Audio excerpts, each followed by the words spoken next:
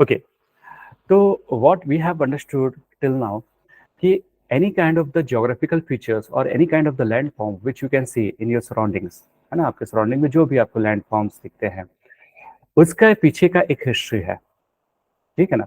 और उस हिस्ट्री को एक्सप्लेन करने के लिए अभी तक कोशिश कर रहे थे हम लोग, क्योंकि वो हिस्ट्री डिस्ट्रॉय हुआ था या रीमॉडिफाई हुआ था, रिक्रिएट हुआ था bye multiple process of the geomorphology, है ना। जियोमॉर्फोलॉजी के मल्टीपल प्रोसेस से ये मॉडिफाई हुआ था, और उस प्रोसेस को हम लोग आइडेंटिफाई करने की कोशिश कर रहे हैं, जिसके कारण से हम लोगों को वो आउटकम दिखता है ना।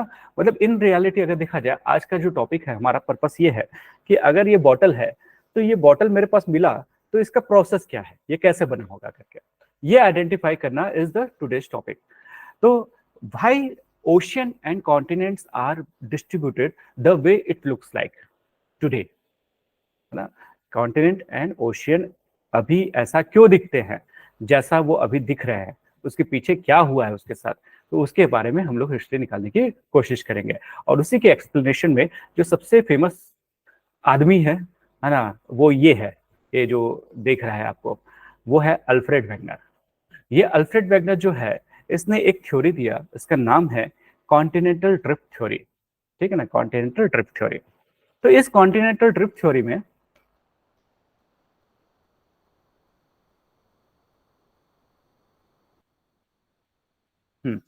तो इस कॉन्टिनेंटल ड्रिफ्ट थ्योरी 1912 में आया, है ना, 1912 में ये थ्योरी आया। और उसमें इसने बोला कि होल ऑफ द कॉन्टिनेंट, जितने कॉन्टिनेंट है अभी भी जो दिखते हैं, कितने कॉन्टिनेंट है वैसे अभी?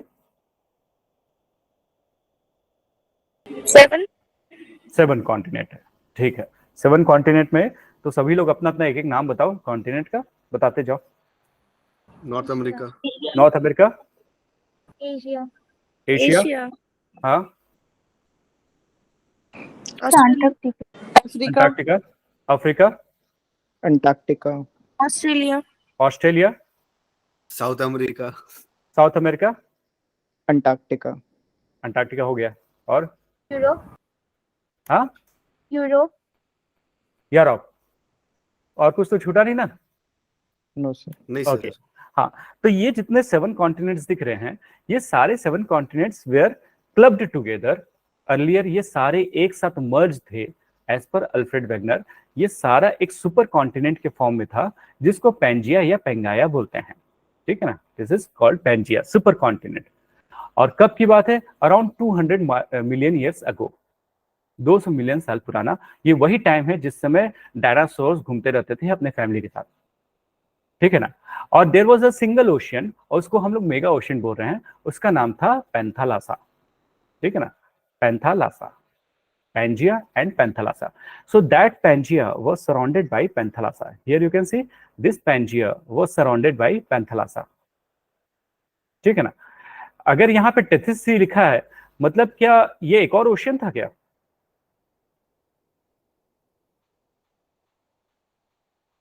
Sir, please repeat the question. हाँ, my question is, मैं अभी बोला Panthalassa was the super ocean, अभी मैंने बोला ना मैंने। हाँ सर। हाँ, तो यहाँ पे एक टेथिस सी दिख रहा है, तो हाँ, क्या सर। एक और ओशियन था क्या? नहीं सर, ओशन का पार्ट छोटा वाला सी बोले ना। एग्जैक्टली, जो मैंने अभी बोला कुछ देर पहले कि अगर कोई सी बोल रहे हैं तो that could be the part of ocean, isn't it? तो इंडिया और यूरेशिया के बीच में जो सी था, that was Tethys sea, but the ocean was Panthalassa. Got it? Yes sir. Okay, हाँ। तो ये जो पैंजिया है, जो पूरा सुपर कॉन्टिनेंट था, दैट ब्रोकन अपार्ट, है ना, उनके बीच में ब्रेकअप हो गया। और वो जो ब्रेकअप से 2 पार्ट अलग अलग हो गया। वन नॉर्दर्न पार्ट का नाम है लॉरेशिया, और सदर्न पार्ट का नाम है Gondwana. Laurasia and Gondwana 2 part में डिवाइड हो गया। कब? 200 मिलियन ईयर्स के बाद, है ना, लॉरेशिया एंड गोंडवाना। तो लॉरेशिया का कौन कौन सा पार्ट हुआ? अब बताओ कि ये लॉरेशिया में कौन कौन सा दिखता होगा, कौन कौन से कॉन्टिनेंट्स होने चाहिए? अंटार्कटिका, सर यूरोप वाला साइड का है, ऊपर वाला। यूरोप, एशिया, यूरोप, एशिया, और लॉरेशिया नॉर्थ बोला ना। America, North America, North America. Very good, है ना, ठीक है। चलो, ये 3 मिला के तो हो गया अपना ऊपर का 3, है ना। और बाकी जो चार, लॉरेशिया southern part form करता है, I guess. No Laurasia northern part, Northern part, okay. Yes sir इसमें लॉरेशिया साउदर्न लिखा हुआ है। यहाँ लिखा पे यहाँ पे नोट्स में. ओ से southern and northern respectively. Correspondingly, Okay, sorry, yes sir, yes. ठीक है ना। गोंडवाना लैंड को सदर्न पार्ट, लॉरेशिया पार्ट जो है नॉर्दर्न पार्ट, ठीक है ना।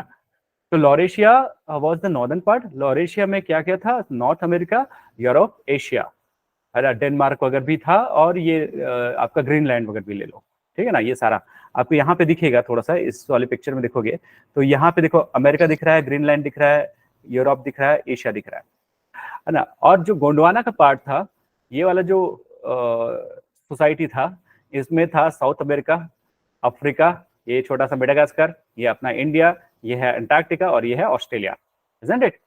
तो यहाँ पे आपको 4 दिख रहा है, यहाँ पे 3 दिख रहा है, 7 कॉन्टिनेंट्स ऐसे थे। तो गोंडवाना मतलब इंडिया कौन से पार्टी का हिस्सा था, गोंडवाना वाला पार्टी का, है ना।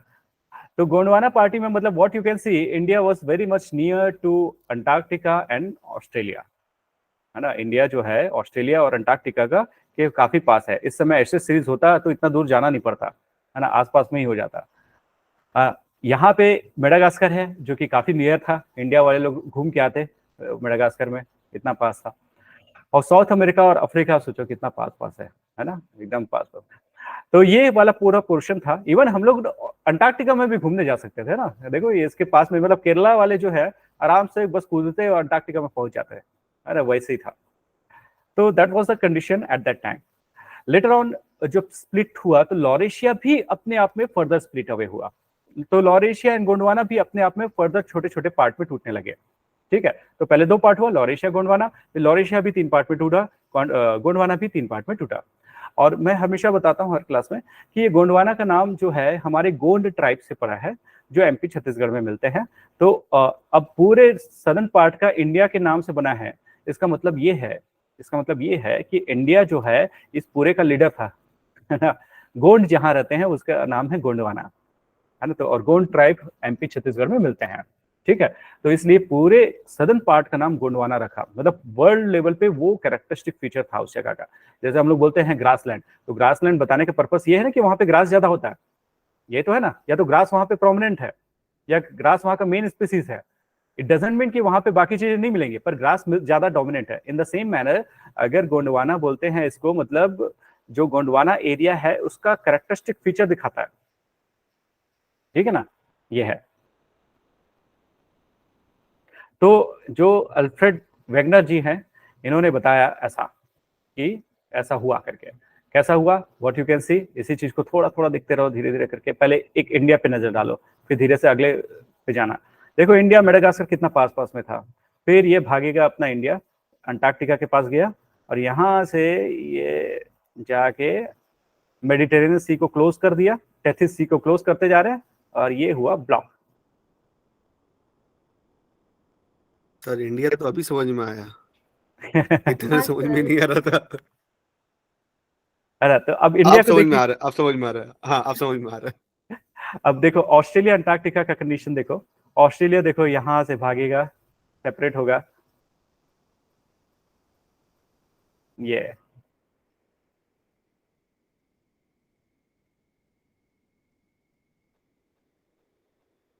ठीक। अब ये देखो अफ्रीका और साउथ अमेरिका को देखना, और यहीं पे ये नॉर्थ अमेरिका, तो ये तीनों को एक साथ देखना। देखो पहले नॉर्थ अमेरिका सेपरेट हुआ, मतलब लॉरेशिया गोंडवाना अलग हुआ। अब गोंडवाना भी 2 पार्ट में टूट रहा है। अब यहाँ पे अटलांटिक ओशन बन रहा है मिडिल में, ये वाला ओशन जो है अटलांटिक ओशन बन रहा है। ये ग्रीनलैंड भी बीच में सेपरेट हो रहा है, नॉर्वे से अलग हो गया, कनाडा से अलग हो गया, ये बीच में बन गया ग्रीनलैंड। डेनमार्क। हाँ डेनमार्क, यस। तो ये हुआ है इन रियलिटी। तो हाँ बोलो। अंटार्कटिका और रशिया कनेक्टेड है? था, पहले था, अभी अलग हो गया ना। यही तो बताना चाह रहा है अल्फ्रेड वेगनर कि पहले ये अभी ऐसा क्यों दिख रहा है, क्योंकि पास्ट में ऐसा हुआ है,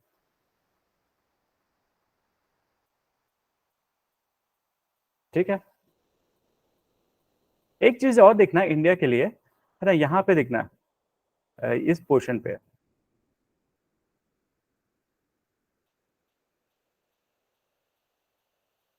जब इंडिया मूव करेगा, इंडिया अपने टाइम पे सबसे फास्टेस्ट मूव किया है। हाँ, ये देखो साथ में ना यहाँ पे देखो लाइनिंग्स छोड़ता जा रहा है, देख रहे हो ना ये छोटे छोटे आइलैंड्स, ये देखो हाँ हाँ यही हाँ हाँ सर। यही Yes, आइलैंड, sir. हाँ ये आइलैंड्स मॉरिशस हैं, रियूनियन आइलैंड है, सेशल्स है, ये सब वही आइलैंड्स है। ओके दिखाता हूँ मैं आपको।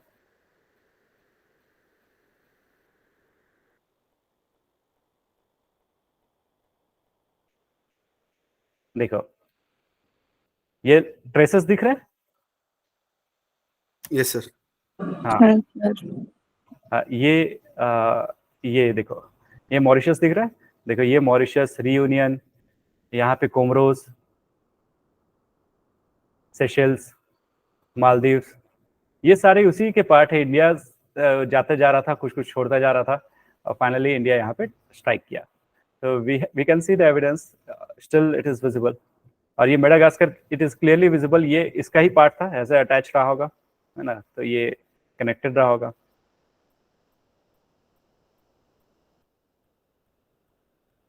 ठीक है, तो यही चीज बताना चाह रहा था अल्फ्रेड वेगनर। उस समय उसके पास गूगल अर्थ नहीं था, नहीं तो पता नहीं क्या क्या बता डालता, ज्यादा पढ़ना पड़ जाता लोग। तो दैट्स द थिंग। तो अब इसके पीछे जो एविडेंस अल्फ्रेड वेगनर ने दिया, दैट वाज वेरी मच, बोलना चाहिए कि वो सबसे अच्छा चीज था, rather than the theory itself. The evidence has been provided by Alfred Wegener, that was ground breaking we can say. उस समय के लिए वो ग्राउंड ब्रेकिंग था जिस टाइप का एविडेंस दिया था। और आपको you will be surprise to know कि that Alfred Wegener was meteorologist था वो, है ना। मेटेरोलॉजिस्ट कौन होता है? जो मीटियोर्स को स्टडी करते होंगे। हाँ, जो मौसम के बारे में बताते हैं ना। यस, है ना। तो मीटरोलॉजिस्ट था, और ये किसके बारे में बता रहा है? जियोलॉजी एंड जियोग्राफी के बारे में बता रहा है। इसलिए ना वहाँ उस समय, उस वर्ल्ड में, उस समय जिस समय में था, जिस एरा में था वो, उस समय लोग इजीली डाइजेस्ट नहीं कर रहे थे कि ये मीटरोलॉजिस्ट होके इतना सारा चीज बता रहा है। तो लेट्स सी क्या what are the evidences which had been suggested by Alfred Wegener. Alfred Wegener ने बोला कि भाई अफ्रीका और अफ्रीका एंड सदर्न अमेरिका का कॉन्टिनेंट एग्जैक्टली मैच करते हैं, जिग्स ऑफ इट होता है ना। तो वो तो हम लोग को दिख रहा है, अफ्रीका का एंड अमेरिका का, जो ये जो आपके बैकग्राउंड में दिख रहा होगा, ये अमेरिका एंड दिस अफ्रीका, है ना। इसके जो बाउंड्रीज हैं ये एग्जैक्टली मैच करते हैं, ये है ना, ये मैच करते हैं। तो मतलब ये है कि अर्लियर ये कनेक्टेड टुगेदर था। जिगसॉ बोलने का मतलब ये है, 100 देखे होगे ना, 100 मूवी भी देखे होगे ना आरी जैसा रहता 100, है ना, उसी के साथ एग्जैक्टली फिट हो जाना, ठीक है ना, पजल जैसे फिक्स होता है। हाँ एग्जैक्टली ऐसे करके फिट हो जाना, तो इसको बोलते हैं जिगसॉ फिट। और इस चीज को ऐसा नहीं है कि अल्फ्रेड वेगनर ने पहली बार ऑब्जर्व किया था, उससे पहले भी लोगों ने ऑब्जर्व किया था, बट उससे आगे थॉट को लेके नहीं गए, थॉट्स को उससे आगे लेके नहीं गए। तो यही चीज है अल्फ्रेड वेगनर का। तो first evidence which had been suggested by Alfred Wegener was jigsaw fit, the matching of the continents across Atlantic ocean. Atlantic ocean के दोनों साइड का जो बाउंड्री है वो मैच करता है। तो first evidence had been suggested. The second evidence ये था कि जो रॉक्स हैं, है ना, जो रॉक्स है, वेन जॉनसन के बारे में नहीं बात कर रहा हूँ ना, जो रॉक्स है सेम एज है ओशन के अक्रॉस में। मतलब ऐसा नहीं है कि सिर्फ ये मैच करते हैं, जैसे ये मैच करते हैं मैं बोल रहा हूँ ना, सिर्फ इतना ही नहीं, यहाँ पे जो रॉक है वो इससे भी मैच करता है, इससे भी मैच करता है। मतलब देखो इसका अलाइनमेंट भी सेम है, इसका जो पुराना टाइम है, एज है इसका, वो भी सेम है, उसका स्ट्रक्चर भी सेम है, उसमें जो मटेरियल मिलते हैं वो भी सेम है, इवन अलाइनेशन ऐसा है तो वो भी इधर ऐसा है। तो the rocks across the Atlantic Ocean are of the same ages, same alignment, same structure and same material. तो एप्लेशियन माउंटेन, जिसको अभी हम लोग नॉर्थ अमेरिका में बोलते हैं, जो ईस्टर्न बाउंड्री में है, that matches with the British isle and the Caledonian mountains which are there in the, actually Caledonian गलत लिखा है, स्कैंडिनेवियन माउंटेन्स होगा, कैलेडोनिया तो उस साइड है ना। तो ये माउंटेन नॉर्वे एंड, हाँ स्कैंडिनेविया लिखा ना, Norway and Sweden and Finland के जो माउंटेन्स है इससे मैच करता है। तो ये भी एक आपको एविडेंस मिला, है ना। तो सेकंड एविडेंस, रॉक्स जो हैं सेम एज के हैं। एंड नॉट ओनली देयर, यहाँ पे भी देखो, ये जो अफ्रीका है, अफ्रीका जो रॉक्स हैं वो मैच करता है यूरोप के और नॉर्थ अमेरिका के, क्योंकि ये कनेक्टेड था तो ये मैच करता है। ये जितना ऑरेंज वाला पोर्शन दिख रहा है ना, वो पूरा मैच करता है, और जितना पर्पल वाला पोर्शन है वो मैच करता है। ये पुराने हैं, हाँ ये पुराने हैं, ये नए हैं, और दोनों एग्जैक्टली मैच करते हैं, ठीक है ना। तो मतलब इट वाज कनेक्टेड अर्लियर, इससे पहले वो कनेक्टेड था। तो इसने बोला 2 एविडेंस दे दिया, ठीक है ना, 2 एविडेंस उसने प्रोवाइड कर दिया। तीसरा एविडेंस, यहां तक समझ आया ना, यहां तक कोई इशू? नो सर, सब समझ। हाँ ठीक है। तीसरा इशू है टिलाइट डिपॉजिट। टिल मतलब होता है बोल्डर, बोल्डर का क्ले, बोल्डर का टुकड़ा। बोल्डर समझते हो ना, बोल्डर बड़ा, है ना, हाँ बड़ा पत्थर। हाँ बड़े पत्थर। तो ये जो बोल्डर है उसका जो टुकड़ा है उसको हम लोग टिल्स बोलते हैं। अब टिलाइट डिपॉजिट बोल रहे हैं तो उसका डिपॉजिट हो जाना कहीं पे, टिलाइट डिपॉजिट मतलब उसका डिपॉजिट हो जाना। अब ये जो बोल्डर के टुकड़े हैं, बोल्डर का जो क्ले होता है, तो that was carried by the glaciers. जैसे क्या है, अगर मैं बोलूं कि ये जिस जगह पे था, बाय द वे ये इस प्लेस पे है, यहाँ पे अगर बगल से ग्लेशियर गया, उसके ऊपर से ग्लेशियर गया, इस पे कुछ ट्रेसेस आ जाएंगे। इसके ऊपर से पानी गया, उसके ट्रेसेस अलग होंगे। इसके ऊपर से विंड जाएगा, इसके ट्रेसेस अलग होंगे। मतलब इसमें क्या हुआ है, इसको देख के ये समझ सकते हो कि यहाँ पे कभी ग्लेशियर्स थे। जैसे कि बोल्डर के जो टुकड़े हैं, अगर वो स्मूथ है हर साइड से, पीबल जैसा हो, तो उसको देख के आप क्या बोल सकते हो कि वो रिवर में था या वाटरी सरफेस में था। बट अगर बोल्डर के टुकड़े शार्प एज वाले हों, है ना, ऐसे शार्प एजेस वाले हों, तो आप उसको देख के समझोगे कि ऐसा चीज था जो एक ही साइड से इरोड किया है, रादर देन हर एंगल से इरोड किया। पानी क्या करता है, इधर से भी जाता है उधर से भी जाता है, दोनों साइड से जाता है ना। तो पानी का जो बोल्डर है, पानी का जो पीबल है, वो अलग दिखेगा, और ग्लेशियर्स के जो टुकड़े हैं वो अलग दिखेंगे। तो अगर कहीं पे मुझे टिलाइट डिपॉजिट दिखता है, उसको देख के मैं ये समझ सकता हूँ कि कभी यहाँ पे ग्लेशियर्स थे, है ना। तो उसको देख के मैं समझ सकता हूँ कि कभी वहां पे ग्लेशियर्स थे। अब ग्लेशियर्स कहाँ पे मिल सकते हैं, ग्लेशियर्स कहाँ पे पॉसिबल है? क्या इंडिया में पॉसिबल है ग्लेशियर? नहीं सर, नहीं पॉसिबल है, सोचो। पॉसिबल है सर। हाँ आपका सिक्किम में ऊपर में है, हाँ, ऐसा वाला सिक्किम के ऊपर में, हाँ हिमाचल में है। तो इंडिया कश्मीर का, में। अगर इंडिया क्या पोलर रीजन का कंट्री है कि इक्वेटर के आसपास का कंट्री है? कहाँ का कंट्री है इंडिया? इक्वेटर के पास। इक्वेटर के पास। हमारा जो सदर्न मोस्ट पॉइंट है वो, उसका वो कितना है, उसका लैटिट्यूडनल एंगल कितना है? So something around 80 शायद। ये जो लाइन है, जो कन्याकुमारी है, ये 8 डिग्री 4 मिनट्स का है ना। जो मतलब जो लैटिट्यूड जाता है ना, 8 डिग्री 4 मिनट। लैटिट्यूड मतलब समझ जाओगे कि जैसे ट्रॉपिक ऑफ कैंसर एक लैटिट्यूड है, वैसी 8 डिग्री 4 मिनट जो हम लोग बोल रहे हैं इंडिया का सबसे southern most point, 8 degree 4 minutes, मतलब 0 डिग्री के काफी पास में है ना। तो इस जगह पे जो सन का रेज है ये वर्टिकल पड़ता होगा, मतलब बहुत ज्यादा टेम्परेचर पड़ता होगा इसमें, और अभी तो हम लोग देख ही रहे हैं बहुत ज्यादा टेम्परेचर पड़ता है ना। वैसे कल एक दिन था, कौन सा दिन था वैसे कल? योगा डे। योगा डे। तो why yoga day is special?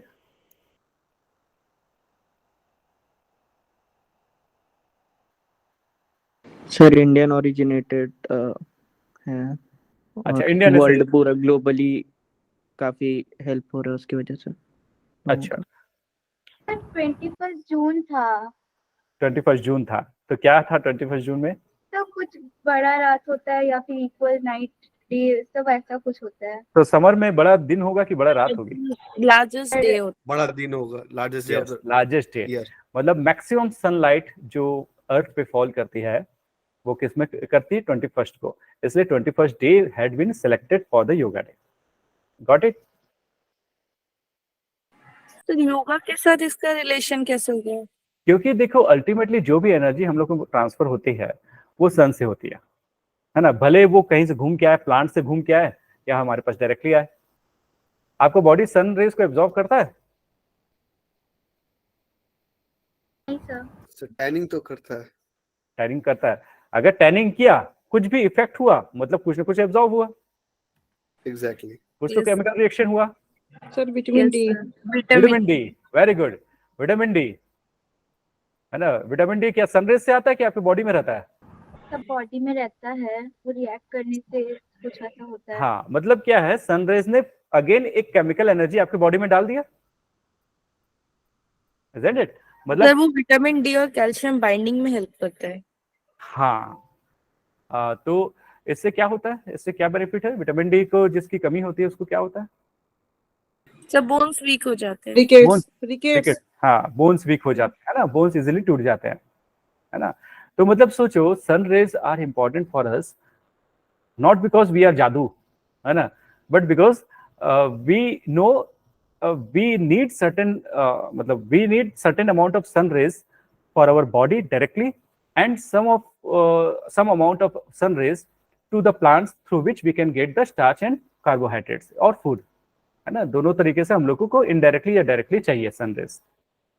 अच्छा, ऐसा कुछ होता होगा कि जहाँ पे सन रेज नहीं पड़ता होगा? कोई ऐसा एरिया होगा इंडिया में, पूरे वर्ल्ड में, कि सन रेज अच्छे से नहीं पड़ता? साइबेरिया। हाँ, साइबेरिया वाले रीजन पे या पोलर रीजन पे, जैसे पोलर रीजन पे 6 months डे है, साउथ 6 months पोल night का है। Reason sir. हाँ, बट अगर उसको छोड़ दें, पोलर रीजन को छोड़ दें, तो ऐसा कोई रीजन होता होगा जहाँ पे सनराइज अच्छे से नहीं पड़ पाता होगा? सर कोई ब्लैक स्पॉट जहाँ पे नहीं आता है। हाँ, ब्लैक स्पॉट बोल सकते हो, क्योंकि हिल सर हिल हाँ बोलिए।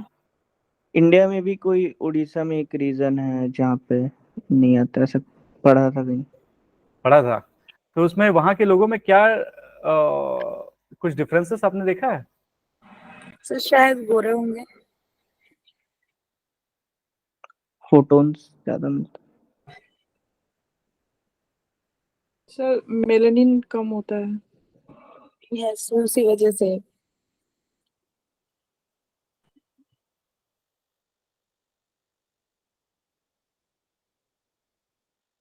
एक पाताल कोट करके एक जगह है एमपी में,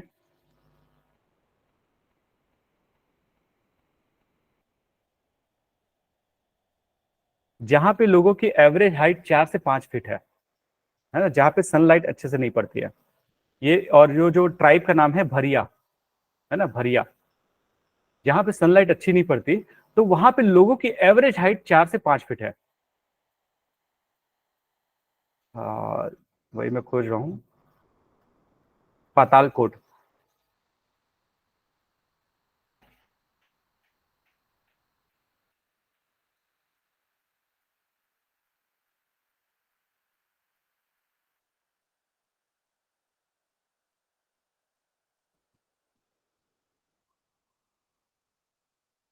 देखना यूट्यूब और इसमें, ये जो ट्राइब्स हैं, है ना, इनका एवरेज हाइट, हाँ देखो, मीन हाइट जो है, ये जो नेशनल हेल्थ सर्वे जब होता है, उसमें दिखता है कि सबसे कम हाइट जो होता है वहां के लड़कों का या लड़कियों की हाइट होती है। और उसका रीजन है कि सनलाइट अच्छे से नहीं पड़ता। तो सनलाइट अच्छे से पड़ने से क्या हाइट बढ़ जाती है? सर मे भी वहाँ के वेजिटेशन में इफेक्ट पड़ता है, तो इस वजह से वो लोगों को प्रॉपर न्यूट्रिशन नहीं मिलता है। अच्छा, हाइट बढ़ने का क्या रीजन होता है? Sir release of hormones. Bone, और बोन्स किससे स्ट्रांग होते हैं? Calcium. Vitamin D and calcium. Vitamin D and calcium, है ना। Nutrients. Yes, vitamin D and calcium. और विटामिन डी एंड कैल्शियम के लिए कौन इंपॉर्टेंट है? सनरेज, ठीक है ना। यस। हाँ, तो देख रहे हो कि ऐसा, मतलब अगर हम लोगों को डायरेक्ट सनलाइट नहीं मिलता, तो उनके लिए उनका बोन डेफिनेटली वीक हो जाता है, डेफिनेटली वीक हो जाता है। और इसका परफेक्ट एग्जांपल है, जो होम मेकर्स होते हैं, जो लेडीज होती हैं, उनको mostly at the later ages arthritis का प्रॉब्लम होता है ना। और वो उसका रीजन यही है कि बोन उनकी वीक हो जाती है। आर्थराइटिस मतलब यही है कि बोन वीक हो जा रही है आपके, है ना। और वीक होने का रीजन क्या है? सनलाइट वो लोग रिलेटिवली कम लेते हैं, जो कि हाउस वाइफ्स होती हैं, होम मैनेजर होती हैं, ठीक है ना। हाँ, तो पातालकोट में क्यों सनराइज कम होता है? वो इंडिया एक्चुअली का उसके टेरेन के कारण से क्या है, देखो कोई हिल में ना कई बार ऐसा होता है, कोई ऐसा एरिया पड़ता है जहाँ पे बहुत सनलाइट पड़ ही नहीं पाता, और ऐसे हिमालय में भी बहुत सारे हैं जहाँ पे अर्थ के स्टार्टिंग से जब से हिमालय बनना चालू हुआ तब से, सॉरी, जब से हिमालय बना है तब से उसमें सनलाइट नहीं पड़ पा रही है। तो ऐसे बहुत सारे रीजन्स होते हैं हिली एरिया में, ऐसे मिल जाएंगे जो किसी भी एंगल से वहां पे सनलाइट नहीं पड़ पाता किसी रीजन से, तो वहां पे ग्रोथ जो है रिलेटिवली कम हो जाता है। ठीक है, तो खैर मैं यहाँ पे घूम के चला गया था उधर पे। तो मैं ये बताना चाह रहा था, ये जो टिल्स होते हैं, टिलाइट डिपॉजिट्स होते हैं, बोल्डर के जो टुकड़े होते हैं, है ना, वो ग्लेशियर्स लेके आया है, इसके एविडेंस हम लोग को मिलते हैं। पर ये ग्लेशियर्स कहाँ पे पॉसिबल है? आपने बताया इंडिया में सिक्किम या हिमालय एरिया पे आपको ग्लेशियर्स मिलते हैं, क्योंकि इंडिया का पोजीशन वैसा नहीं है कि जहाँ पे नेचुरली ग्लेशियर्स मिले। जैसे साइबेरिया है, साइबेरिया पोलर रीजन के पास है, ध्रुवीय क्षेत्र के पास है, तो उस जगह पे नेचुरली वहां पे ग्लेशियर्स होंगे, क्योंकि इसका नियरनेस्ट टू द पोल्स होने के कारण से वहां पे ग्लेशियर्स होंगे। बट इंडिया में ग्लेशियर्स होने का रीजन है क्यों? क्योंकि हिल है। अब इसने खोजा, किसने? इस अल्फ्रेड वेगनर ने, इसने बोला कि ये जो tillite deposit which are originated due to the presence of the glaciers, the presence of the tilite deposit had been found in the Africa, Falkland, Madagascar, Antarctica and Australia. Australia which is the land of the deserts, है ना, Australia तो उसमें तो पूरा desserts हैं उसमें, है ना, Africa Sahara desert, Madagascar savanna वाला, है ना, ऐसे जगह पे ग्लेशियर के डिपॉजिट्स मिलते हैं कि कभी वहां पे ग्लेशियर्स था। तो अल्फ्रेड वेगनर ने बोला कि टिलाइट डिपॉजिट शोज कि earlier there used to be glacier, and that glacier was not because of the mountain which might have existed there, but that is because of the position of the land which was near to the poles. वो ये बताना चाहता था कि ये जो continent है ये मूव किए हैं, इसका एविडेंस ये है कि इस जगह पे ग्लेशियर के डिपॉजिट मिलते हैं जहां पे ग्लेशियर के डिपॉजिट कभी मिलना ही नहीं चाहिए, क्योंकि वो तो 0 डिग्री इक्वेटर के पास है। अफ्रीका देखो 0 डिग्री इक्वेटर के पास, ब्राजील देखो 0 डिग्री इक्वेटर के पास, और ये जो मेडागास्कर भी बोलो 0 डिग्री इक्वेटर के पास। तो ये सारे जो हैं इक्वेटर के पास हैं, वहां पे ग्लेशियर के डिपॉजिट कैसे मिल सकते हैं? तो दो ही पॉसिबिलिटी है कि या तो बहुत बड़ा माउंटेन रहा होगा जिसके ऊपर ग्लेशियर्स रहे होंगे, तो वो माउंटेन रहता तो अभी कुछ तो बचता, तो वो तो है नहीं। तो सेकंड पॉसिबिलिटी ये है कि वो जो लैंड है that was near to the poles, है ना, that's why there used to be the glaciers. So third evidence had been provided by Alfred Wegener was the tillite deposit. Is it clear? ये clear हुआ? Yes sir. तो देखो इस type के boulders का टुकड़ा लेके जाता है ग्लेशियर, जहां पे छोड़ देता है लास्ट में, है ना, जैसे रिवर डेल्टा बना देती है वैसे ग्लेशियर इस टाइप के बोल्डर्स को छोड़ देता है। ठीक है ना। Next one is the प्लेसर deposits. Deposit मतलब क्या होता है? डिपॉजिट का मीनिंग क्या है? सर बहुत कुछ ऐड ऑन करना एक ही जगह में again and again again again. अच्छा, तो जहां पे डिपॉजिशन होता है उस पे वो उसका मेन ओरिजिन वाला प्लेस है कि डेस्टिनेशन वाला प्लेस है? वो डेस्टिनेशन है सर। डेस्टिनेशन है, मतलब उसका ओरिजिन कहीं पे रहा होगा, एग्जैक्टली सर। है ना, मतलब कहीं पे भी डिपॉजिट होता है, अगर उसका प्लेस कहीं और है तो उसको प्लेसर डिपॉजिट बोलते हैं। If that deposition has been taken by river, समझना, अगर रिवर ने कहीं का सेडिमेंट्स को कहीं जाके डिपॉजिट कर दिया तो जहां पे डिपॉजिट मिलता है उसको प्लेसर डिपॉजिट मिलता है, क्योंकि वो उस प्लेस पे बिलोंग नहीं करता, कहीं और का प्लेस का है। Got it? तो प्लेसर डिपॉजिट ये है। अब इसको इससे कैसे कनेक्ट करा जाए? तो ये बोलता है, अल्फ्रेड वेगनर बोल रहा है,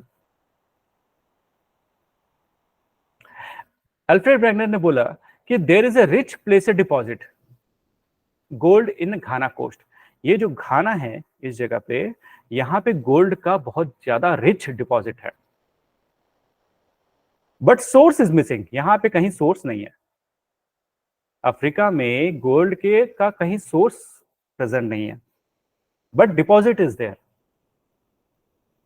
तो सोर्स कहाँ था? तो सोर्स कहाँ रहा होगा? Sir Brazil. ब्राजील में। तो ब्राजील में सोर्स है गोल्ड का, डिपॉजिट है घाना कोस्ट में, इसका मतलब क्या?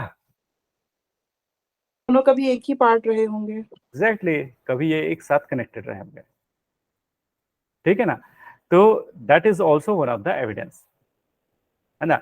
यहाँ पे भी डिपोजिशंस मिलते हैं और यहाँ पे भी मिलते हैं। तो यहाँ का तो अंडरस्टूड है कि क्यों मिलते हैं, क्योंकि ब्राजील बगल में है, वहीं पे गोल्ड का सोर्स है। पर घाना में मिलना अनयूजुअल, तो इसलिए अल्फ्रेड वेगनर ने जो ये बताया that was very much correct कि कभी ब्राजील या southern America was connected with the Africa.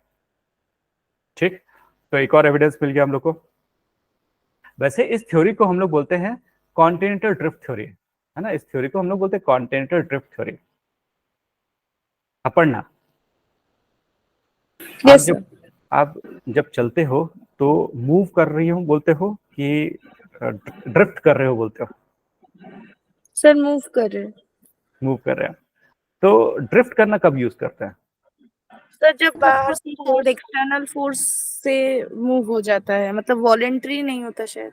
Voluntary नहीं होता, यस वेरी गुड। ये वर्ड जो अच्छा है, बहुत सही वर्ड है, जहाँ पे वॉलेंटरी एक्शन नहीं होता, है ना।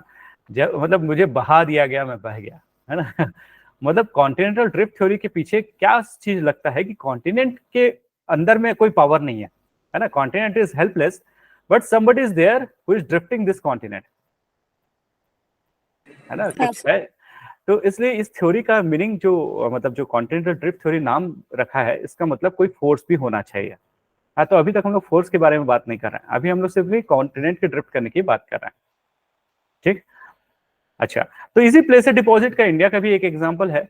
इंडिया का एक रिवर है सुवर्ण रेखा रिवर, किसी ने नाम सुना है सुवर्ण रेखा रिवर का? यस सर, जमशेदपुर में है। अच्छा, तो वहां देखे उस रिवर को?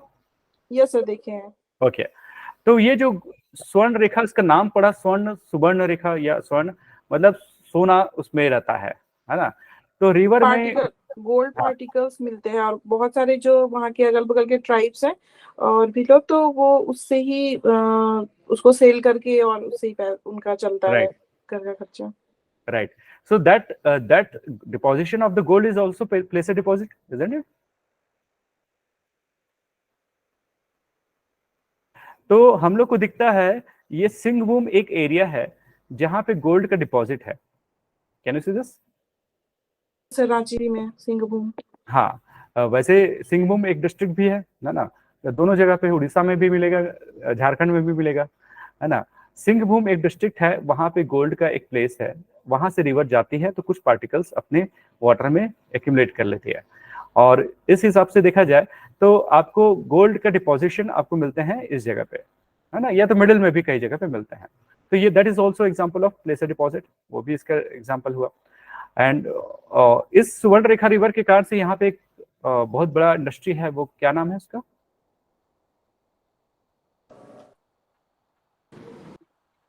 टाटा का कुछ है ना, क्या टाटा का टिस्को इंडस्ट्री।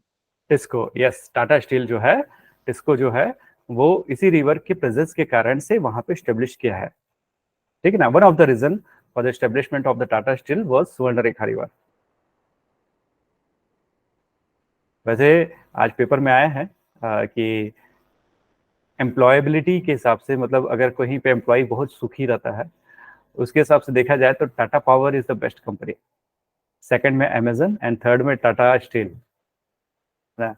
तो अगर यूपीएससी से कभी ऐसा लगता है कि कहीं और जाना है, कहीं और मन कर रहा है, तो Tata power is one of the destination, है ना, जहाँ पे आराम से जिंदगी काटना है ऐसा। तो खैर, anyways, the conditions of the employment is should matter, है ना। देखो, एम्प्लॉयमेंट का कंडीशन अच्छा होना चाहिए, है ना। आप एक गधा नहीं हो कि जहाँ पे जाओ रोज काम करो फिर से गाली खा के आ जाओ, वैसा नहीं है ना। इसलिए जो वर्क लाइफ बैलेंस जो बोलते हैं ना, हम लोग को वर्क करना है but at the same time हम लोगों को फैमिली को भी टाइम देना है, और इतना है कि जितना आराम से पैसा आराम से कंफर्टेबल लेवल पे चला जाए, है ना। IAS IPS makes your life quite easier, है ना, कहीं पे लाइन नहीं लगना पड़ता, कहीं पे भीड़ में नहीं जाना पड़ता, तो ये आपका लाइफ थोड़ा सा काफ़ी ईजी हो जाता है ना, कोई आपको डराता नहीं धमकाता नहीं है, कहीं पे भी जाओ तो आराम से आपको वीआईपी ट्रीटमेंट मिलता है। सो दैट इज वो काफ़ी हेल्प करता है आपकी लाइफ को ईजियर करने के लिए, ठीक है ना। एनीवेज, तो क्या है, मैं बता रहा था प्लेसर डिपॉजिट के बारे में।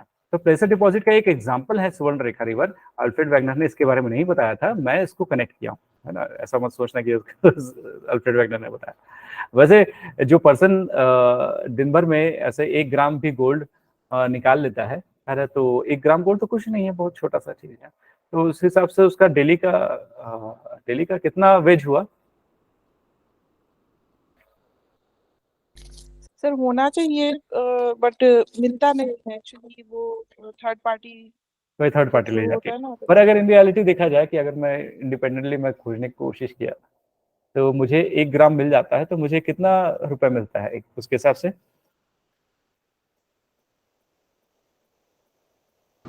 6,000। देखो अभी 63,000 के आसपास चल रहा है, 63,000 के आसपास शायद गोल्ड चल रहा है, गोल्ड का प्राइस 10 ग्राम का, है ना। तो 1 ग्राम का हुआ 6,300, एक दिन का 6,300, और उसको 30 से मल्टीप्लाई कर दो तो 1.8 लाख आपको एक मंथ में मिल रहा है। अब उसको मैंने 12 से मल्टीप्लाई कर दिया तो कितना हुआ? सर 22 लाख। 22 लाख। 22 लाख एक मंथ में मिल रहा है आपको, हाँ सॉरी, एक साल में मिल रहा है। अच्छा खासा पैकेज है, हाँ। तो काहे यूपीएससी में आ गया इसी में गोल्ड खोजते रहो। वैसे क्या है, ये जो माफियाज हैं या जो भी ये सब एक्टिविटीज तो इलीगल ही है ना, इनकी लाइफ ज्यादा दिन नहीं रहती है ना, कोई भी ऐसे एक्टिविटी की लाइफ ज्यादा दिन नहीं रहती है, जब तक गवर्नमेंट का रेस्ट्रिक्शन नहीं आया वो सब चीजें चलते रहती है। अभी तो देखो ईडी तो सबके पीछे पड़ा हुआ है ना। तो एनीवेज ये चीजें अच्छी है कि चीजें स्ट्रीमलाइन हो जाए और उस पर कंट्रोल्ड हो जाए, रेगुलेशंस हो जाए, दैट इज गुड। अच्छा, तो हम लोग आते हैं फिर से, हम लोगों ने एक और डिपॉजिट पढ़ लिया, दैट इज प्लेसर डिपॉजिट। अगला है distribution of the fossils. Fossils किसको बोलते हैं?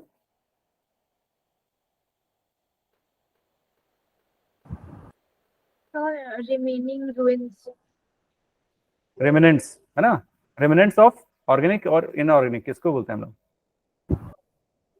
the organic. ऑर्गेनिक डिपॉजिट्स, है ना, फॉसिल्स।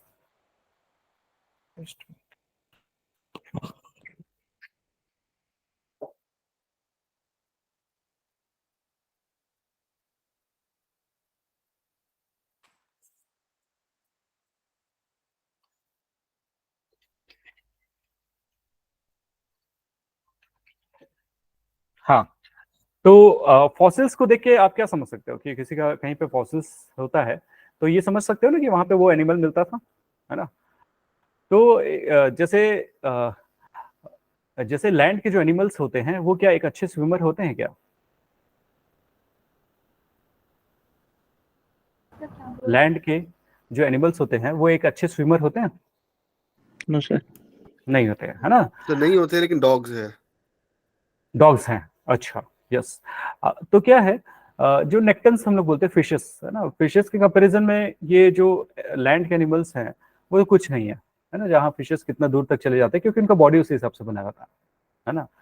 तो क्या है, फॉसिल्स अगर हम लोगों को लैंड के एनिमल्स का मिलता है तो वो एक ही लैंड पे मिलना चाहिए, मतलब एक ही कॉन्टिनेंट पे मिलना चाहिए, अगर रिगार्डलेस ऑफ वो कॉन्टिनेंट बोलना चाहिए कि कितना भी छोटा हो या कितना भी बड़ा हो, क्योंकि लैंड के एनिमल्स इजीली क्रॉस नहीं कर पाते दूसरे कॉन्टिनेंट पे, अनटिल अनलेस बोलना चाहिए कि उनको मैंने पर्पसफुली मूव नहीं करवाया, जैसे चीता को अभी मूव करवाया। तो नॉर्मली एनिमल्स एक कॉन्टिनेंट से दूसरे कॉन्टिनेंट पे मूव नहीं कर सकते लैंड के जो होते हैं, है ना। बट अगर हम लोगों को सेम टाइप के एनिमल के फॉसिल्स दोनों कॉन्टिनेंट पे मिलते हैं और जबकि उनको किसी ने एक्सपोर्ट इंपोर्ट नहीं किया, तो सेम टाइप के एनिमल्स दो अलग अलग कॉन्टिनेंट में जो कि एक ओशन से दूर है, those continents are separated by the ocean, तो वैसे जगह पे दोनों में सेम जगह कैसे मिल सकता है? जैसे ब्राजील हुआ और साउथ अफ्रीका, ये दोनों के बीच में डिस्टेंस जो है वो एक अटलांटिक ओशियन का डिस्टेंस है। तो ये दोनों जगह पे सेम एनिमल के फॉसिल्स, वो भी सेम वैरायटी के फॉसिल्स कैसे मिल सकते हैं? जैसे हम लोग देखोगे कि इंडिया से हम लोग साउथ इंडिया में चले जाते हैं तो हमारा स्ट्रक्चर थोड़ा चेंज हो जाता है, इंडिया से हम लोग नॉर्थ ईस्ट में चले जाते हैं तो हमारा लुक थोड़ा चेंज हो जाता है। लुक चेंज हो जाता है मतलब ह्यूमन चेंज हो जाते हैं, ह्यूमन का वैरायटी चेंज हो जाता है। यहाँ से अफ्रीका में चले गए तो ह्यूमन का वैरायटी अगेन चेंज हो जाता है, निग्रोइड्स हो जाता है। तो कहीं पे मोंगोलाइड्स हो जा रहे हैं, कहीं पे कॉकेसाइड्स हो जा रहे हैं, कहीं पे निग्रोइड्स हो जा रहे हैं। मतलब क्या है, ह्यूमन में भी वैरायटी आ जाता है, तो एनिमल में भी तो वैरायटी पॉसिबल है और होना भी चाहिए। यहाँ पे एलिफेंट बोल रहे हैं, कहीं पे मैमथ बोल रहे हैं, है ना। तो वैराइटीज तो होने ही चाहिए हमेशा से, अगर एक कॉन्टिनेंट से दूसरे कॉन्टिनेंट पे।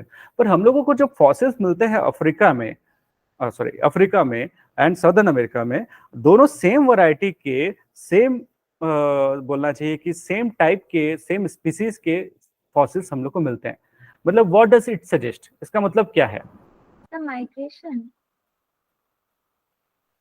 सर एक साथ थे हम लोग क्या और क्या? पार्ट थे हाँ, वो दोनों? कॉन्टिनेंट कनेक्टेड था, हम्म, है ना, क्योंकि they are not good swimmers, ये एक अच्छे स्विमर नहीं है कि मूव कर सकें, है ना। तो मतलब क्या है, ये कनेक्टेड था तभी लैंड के एनिमल्स दोनों जगह पे मूव करते थे। तो that is also one of the evidence कि फॉसिल्स का डिस्ट्रीब्यूशन को देख के हम लोग समझ सकते हैं कि कहाँ पे कि ये दोनों लैंड कनेक्टेड था, कॉन्टिनेंट कनेक्टेड था। ठीक है। फिर वैसे एक पॉपुलर साइंस मैगजीन था जिसमें बोला था कि ये जो आदमी है, ये जो है, इसका नाम है लेमिंग्स, है ना। तो lemmings are known for the mass suicide करते हैं करके।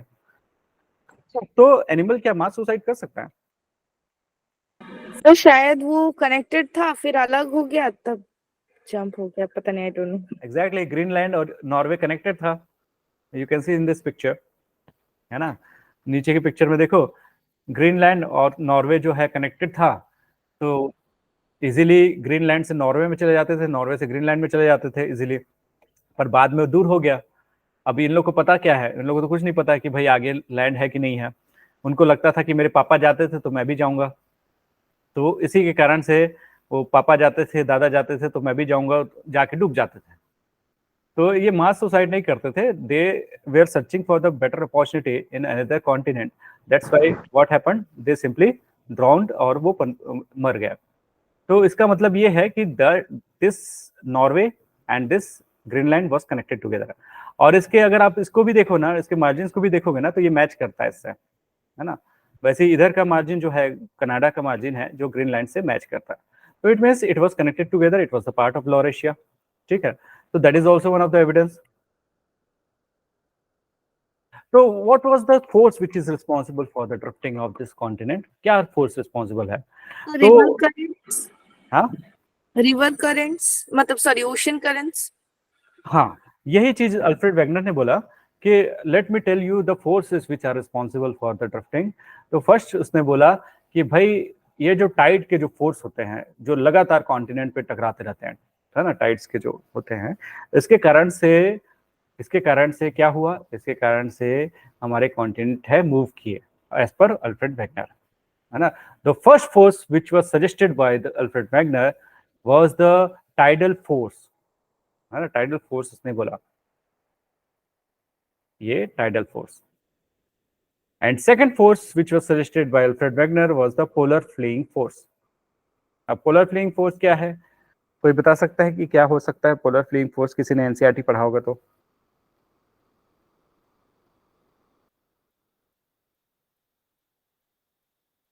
नाम से क्या लग रहा है, पोलर फ्लीइंग फोर्स?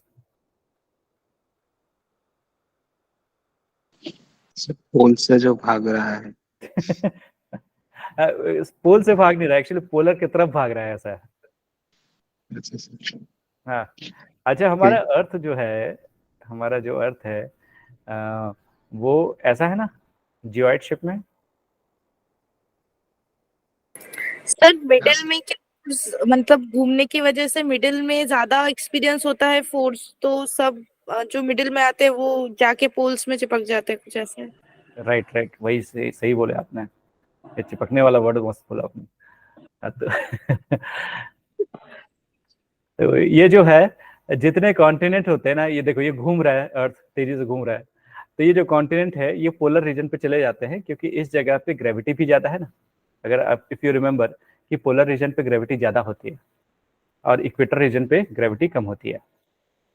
तो ये जो पोलर रीजन है जहाँ पे जी मैंने बहुत सुंदर लिखा है, तो वहां पे जो ग्रेविटी है वो ज्यादा है। तो दैट्स वाई नेचुरली कोई भी कॉन्टिनेंट को मूव कर जाना चाहिए पोलर के साइड में। तो that was the force which was responsible for the movement of the continent as per Alfred Wegener.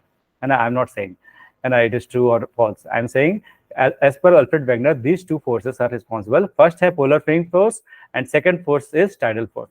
Tidal force मतलब टाइड उसको मूव करा रहे हैं कॉन्टिनेंट को, और पोलर फ्लिंगिंग फोर्स मतलब क्या है, अर्थ रोटेट कर रहा है, इसके कारण से ये जो कॉन्टिनेंट है ये पोलर रीजन पे चले गया। ठीक है, that is the force which has been suggested. यहाँ तक सब कुछ क्लियर है? अगर कोई डाउट है तो पूछो।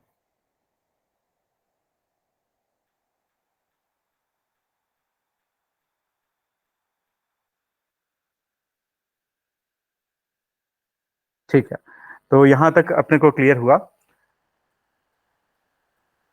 Force which is responsible for the drifting, है ना। यहां तक अपने को क्लियर हो गया, तो आगे चलते हैं। तो क्या हुआ कि अल्फ्रेड वेगनर ने तबाही मचा दिया। अल्फ्रेड वेगनर ने एक्चुअली क्या है कि जितने ज्योग्राफर्स हैं उनके बीच में एकदम क्यूरियोसिटी जनरेट कर दिया था कि हुआ क्या, वाकई में इतने क्या ऐसा हुआ है, इतना सारा चीज मूव किया है। तो सब खोजने लगे, सोचने लगे, बहुत टाइप की चीजें हुई, बहुत टाइप के रिसर्च हुए। तो इसके बाद क्या है, 3 और स्टेप्स आए, जिस स्टेप को जंप कर करके हम लोग फिर पहुंचेंगे अगले well accepted and most accepted theory के पेश, जिसका नाम है प्लेट टेक्टोनिक्स। तो उस थ्योरी अल्फ्रेड वेगनर का continental drift theory end plate tectonics theory के बीच का 3 थ्योरी और आया, जो ज्योग्राफर्स ने सजेस्ट किया, और इसको फिर कनेक्ट किया हमारे प्लेट टेक्टोनिक्स से थ्योरी से, जिसको प्रॉपर तरह से एक्सेप्ट कर लिया गया। The most weakest part of this Alfred Wegener's theory was the force which he had suggested.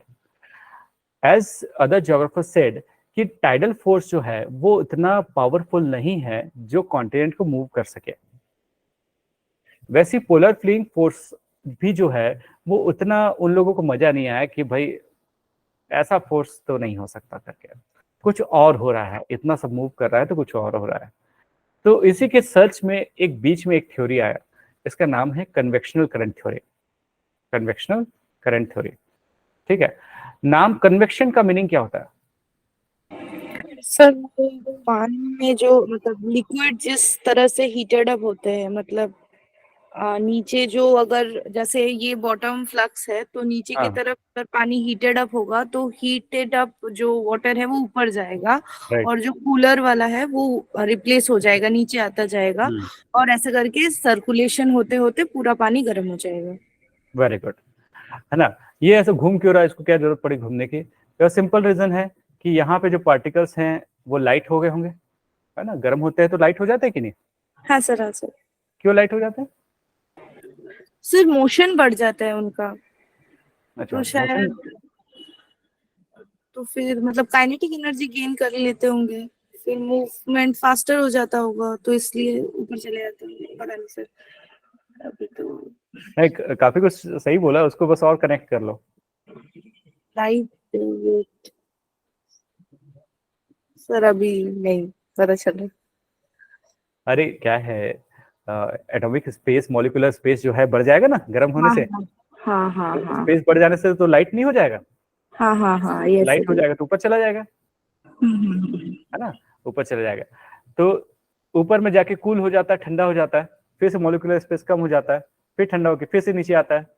इस तरीके से हीट रीडिस्ट्रीब्यूशन हो रहा है, isn't it? हीट का रीडिस्ट्रीब्यूशन हो रहा है। इवन हमारे अर्थ में जो भी एक्सोजेनेटिक फोर्सेस होते हैं जो बाहर में जो चलते हैं, उसका काम ही है हीट का रीडिस्ट्रीब्यूशन करना। अगर अच्छे से सोचो तो एंडो का काम है हैवी चीज को अंदर ले जाना और हल्का चीज को बाहर फेंकना, और एक्सो का काम है, एक्सोजेनेटिक फोर्सेस का काम है हीट को रिडिस्ट्रीब्यूट करना। विंड क्यों चलती है, पवन जो हम लोग गाना गा रहा था ऋतिक रोशन, उसके पीछे का रीजन सिंपल ये है कि हीट को रिडिस्ट्रीब्यूट करना। तो कुछ भी हैपनिंग्स हो रही हैं, पूरे अर्थ में आउटर एरिया पे, चाहे मॉनसून आ रहा है, चाहे साइक्लोन आ रहे हैं, है ना, या विंड फ्लो हो रही है, इसका रीजन ये है कि हीट को रीडिस्ट्रीब्यूट करना। वेव्स आते हैं, टाइड्स नहीं बोल रहा, पर वेव्स आते हैं, वो उसका भी रीजन यही है, हीट को रीडिस्ट्रीब्यूट करना या एनर्जी को रीडिस्ट्रीब्यूट करना। हर जगह यही काम चल रहा है अर्थ के ऊपर में। और अर्थ के अंदर में क्या है भाई, हैवी हो तो अंदर जाओ, लाइट हो तो ऊपर रहो, as simple as that. Spectrum book के ऊपर में ना, मतलब स्पेक्ट्रम बुक जो है उसके ऊपर में ऑक्सफोर्ड एटलस नहीं रखना चाहिए, मतलब सिंपल एज दैट, है ना। तो अगर रखना है तो पहले ऑक्सफोर्ड एटलस रखो, उसके ऊपर स्पेक्ट्रम की बुक रखो। तो यही है, तो यही चीज अर्थ चाहता है, जिसके कारण से एंडो फोर्सेस होते हैं और एक्सो में जो फोर्सेस होते हैं वो मैंने बोला हीट रीडिस्ट्रीब्यूशन। इवन अर्थ के अंदर में भी हीट का रीडिस्ट्रीब्यूशन होता रहता है। तो अर्थ के अंदर में दो काम हो रहा है, एक तो हीट जो है रीडिस्ट्रीब्यूट हो रहा है, और दूसरा क्या चीज है कि अर्थ दूसरा क्या बताया मैंने, दूसरा हाँ, हैवी चीज अंदर जाना है और लाइटर चीज ऊपर आना है। वोल्केनो हमको लगता है वोल्केनिक इरप्शन से वो लावा निकल रहा है तो मतलब आयरन निकल रहा होगा, नहीं, वो लावा वो बस गैस और लाइटर चीज को ऊपर फेंकने के लिए निकलता है, हैवी चीज को वो अंदर ही एब्जॉर्ब कर लेता है ना। तो यही काम है, वैसे ही इसमें भी है। तो अभी हम लोग कन्वेक्शनल करंट थ्योरी पे हैं, तो हम लोग उतना दूर पे नहीं जाते हैं। तो कन्वेक्शन मतलब क्या हो रहा है, कन्वेक्शन मतलब जब हीट कहीं एक पर्टिकुलर जगह पे मिलती है, चाहे गैस में मिले चाहे लिक्विड में मिले, तो लिक्विड या गैस का मूवमेंट ऊपर में होता है। और ऊपर क्यों होता है, क्योंकि मॉलिक्यूलर स्पेस बढ़ गया टेम्परेचर देने से, इसके कारण से लाइट हो जाता है और ऊपर चला जाता है। ऊपर जाके ठंडा होता है, फिर हैवी होता है, फिर वो साइड से आता है, साइड से आके फिर से गर्म होता है, फिर से इस तरीके से हीट का रीडिस्ट्रीब्यूशन होता है। And that movement is convectional movement, संवहन बोलते थे, है ना, कन्वेक्शनल करंट थ्योरी इसको बोलते हैं। ठीक है, माइक्रोवेव ओवन में कन्वेक्शन होता है, सुना है कभी? Yes sir. है ना, जितने बेकरी के आइटम्स हैं वो आप चाहते हो कि वो फ्लपी रहे, है ना, उसमें बीच में पोर्स रहे, आप चाहते हो स्पेसेस रहे, है कि नहीं? तो हाँ, तो आप देखोगे कि उसमें जो भी चीज ऊपर और नीचे रखे रहो वो पूरा मिक्स हो जाता है ना। अल्टीमेटली जब कन्वेक्शन होता है तो नीचे से भी बेक्ड होता है, ऊपर से भी बेक्ड होता है, हर जगह से होता है। बाकी जब ग्रिल करते हो तो एक ही जगह पे, जिस जगह पे अटैच्ड है वो उसी जगह पे गर्म होता है ना। तो कन्वेक्शन प्रॉपर तरीके से हर जगह पे रीडिस्ट्रीब्यूशन करता है। इसलिए खाना जो है हम लोग गर्म करने के लिए कन्वेक्शन यूज करते हैं, या बहुत सारी चीजों के लिए कन्वेक्शन यूज करते हैं, जिसमें हीट का प्रॉपर रीडिस्ट्रीब्यूशन होता है। अब फ्रीज से निकाले सब्जी और गर्म कर दिए सीधा कंडक्शन के थ्रू, कंडक्शन समझते हैं ना, है ना, सीधा आपने गैस जला दिया, तो गैस जलाया तो पॉट गर्म हुआ, पॉट गर्म करके सब्जी को गर्म किया, ऊपर से ठंडा है सब्जी, नीचे से गर्म है सब्जी। तो दैट इज नॉट प्रॉपर गर्मिंग ऑफ योर वेजिटेबल्स, है ना, रीडिस्ट्रीब्यूशन नहीं हुआ। हाँ, वो अच्छे से नहीं हुआ, रीडिस्ट्रीब्यूशन अच्छे से नहीं हुआ। कन्वेक्शन में अच्छे से हीट रीडिस्ट्रीब्यूशन होता है, ठीक है ना। तो आर्थर होम्स 1930 में बोला कि कन्वेक्शनल करंट होता है हमारे अर्थ के मेंटल में, हमारे अर्थ में जहाँ पे मेंटल है, जानते हो ना, अर्थ में मेंटल है करके, क्रस्ट के नीचे मेंटल है करके बोलते हैं हम लोग, है ना। तो जहाँ पे मेंटल है वहां पे बहुत ज्यादा मैग्मा है, और उस मैग्मा में टेम्परेचर का रीडिस्ट्रीब्यूशन होता रहता है। तो हीट का रीडिस्ट्रीब्यूशन के कारण से हमारे अर्थ में मूवमेंट होता है, एज पर आर्थर होम्स ने यही सजेस्ट किया। तो इसमें बस इतना ही टेक अवे है कि ये जो मूवमेंट का रीजन इसने एक बता दिया, और उसका रीजन उसने बताया कन्वेक्शनल करंट।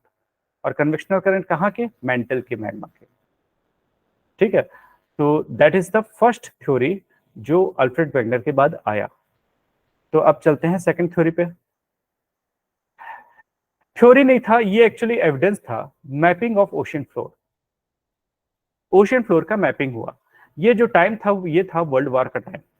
देखो हम लोग इससे पहले कहाँ पे थे, देखो 1930, मतलब वर्ल्ड वॉर 2 होने वाला है 1939 में, है ना। तो वर्ल्ड वॉर 2 का टाइम है जिसमें अटलांटिक ओशन जो है एक बहुत प्रोमिनेंट एंड जियोपॉलिटिकली बहुत एक्टिव बन गया था अटलांटिक ओशन, है ना, ये जो बीच में दिख रहा है आपको ओशन, ये वाला जो ओशन, ये अटलांटिक ओशन में अगर ओशन फ्लोर का मैपिंग नहीं करेंगे तो ये नहीं समझ आएगा कि कौन यहाँ पे सबमरीन डाल के रखा हुआ है ना, पनडुब्बी डाल के रखा हुआ है। आप सोचो शिप का पोजीशन आपको आइडेंटिफाई करना है तो उससे पहले आपको ये जानना पड़ेगा कि पहले कैसा था अब कैसा दिख रहा है, तभी तो आप पता चलेगा कि ये यहाँ पे एक शिप है जो पहले नहीं था अभी दिख रहा है करके, है ना। तो पहले ओशन फ्लोर का मैपिंग कर दिया किसने, पूरा यूरोपियन कंट्रीज लोगों ने ओशन फ्लोर का मैपिंग कर दिया। ओशन फ्लोर की मैपिंग करने का पर्पस था तो वो तो वॉर के कारण से उसका ओशन फ्लोर का मैपिंग किया, बट इन लोगों को एक नया चीज पता चला कि ओशन का फ्लोर एक प्लेन नहीं है, रादर देन वो फुल ऑफ रिलीफ है। फुल ऑफ रिलीफ का मतलब ऊपर खाबर है, माउंटेन रेंजेस है अंदर में, डीप ट्रेंचेस है अंदर में ओशन के फ्लोर में। तो ओशन का फ्लोर ऐसा सिंपल प्लेन नहीं है, वहां पे भी जैसे लैंड पे कॉन्टिनेंट पे भी हम लोगों को जैसे माउंटेन मिलते हैं, कहीं पे खाई मिलता है, वैली मिलता है, वैसे ही वहां पे भी है। और एक चीज और हम लोगों को समझ आया कि ओशन के फ्लोर में जो रॉक्स हैं वो काफी यंगर है एज कंपेयर टू कॉन्टिनेंट्स। मतलब अटलांटिक ओशन नया है as compare to Africa and South America. मतलब क्या समझ रहे हो कि देखो ये ओशन, अटलांटिक ओशन जिसको हम लोग बोल रहे हैं, वो बहुत बाद में फॉर्म हुआ, पहले नहीं था। इसके अंदर के जो रॉक हैं वो कोई भी रॉक 200 मिलियन साल से पुराने है ही नहीं। तो ओशन फ्लोर के मैपिंग से हम लोगों को एक चीज क्लियर दिखा कि यहाँ पे एक चेन ऑफ माउंटेन है अटलांटिक ओशन में, जो कि आइसलैंड से स्टार्ट होके सदर्न हेमिस्फीयर तक एंड होता है। ये नॉर्दर्न हेमिस्फीयर और सदर्न हेमिस्फीयर, ये इतना बड़ा रेंज का माउंटेन है जिसमें 75,000 किलोमीटर का हाइट लेंथ है। ये ऐसे माउंटेन्स हम लोगों को मिले। और एक और चीज क्या पता चला कि ये माउंटेन का जो एज है, ये रॉक का जो एज है, ये बहुत यंग है, ये बहुत नया है। और उसमें भी एक और चीज पता चला कि ये जो अमेरिका का जो कोस्ट है, ये अफ्रीका का जो कोस्ट है, इस पूरे अटलांटिक ओशन में सबसे पुराना है। और सबसे नया कौन सा है, मिडिल में। ये चीज को समझे, अटलांटिक ओशन का जो बॉर्डर है, एजेस हैं, वो काफी पुराने हैं as compare to Atlantic ocean का जो मिडिल है। मतलब अटलांटिक ओशन का जो मिडिल है वो बच्चा है और ये है बूढ़ा। तो इससे हम लोगों को ओशन फ्लोर के मैपिंग से हम लोगों को एक चेन ऑफ माउंटेन मिला, जिसको एक्सप्लेन करना is the new challenge now कि क्यों बना होगा ये। और सिर्फ यहाँ पे नहीं, पैसिफिक ओशन में देखोगे कि पूरा लाइन से ट्रेंचेस है। ट्रेंचेस समझते हो,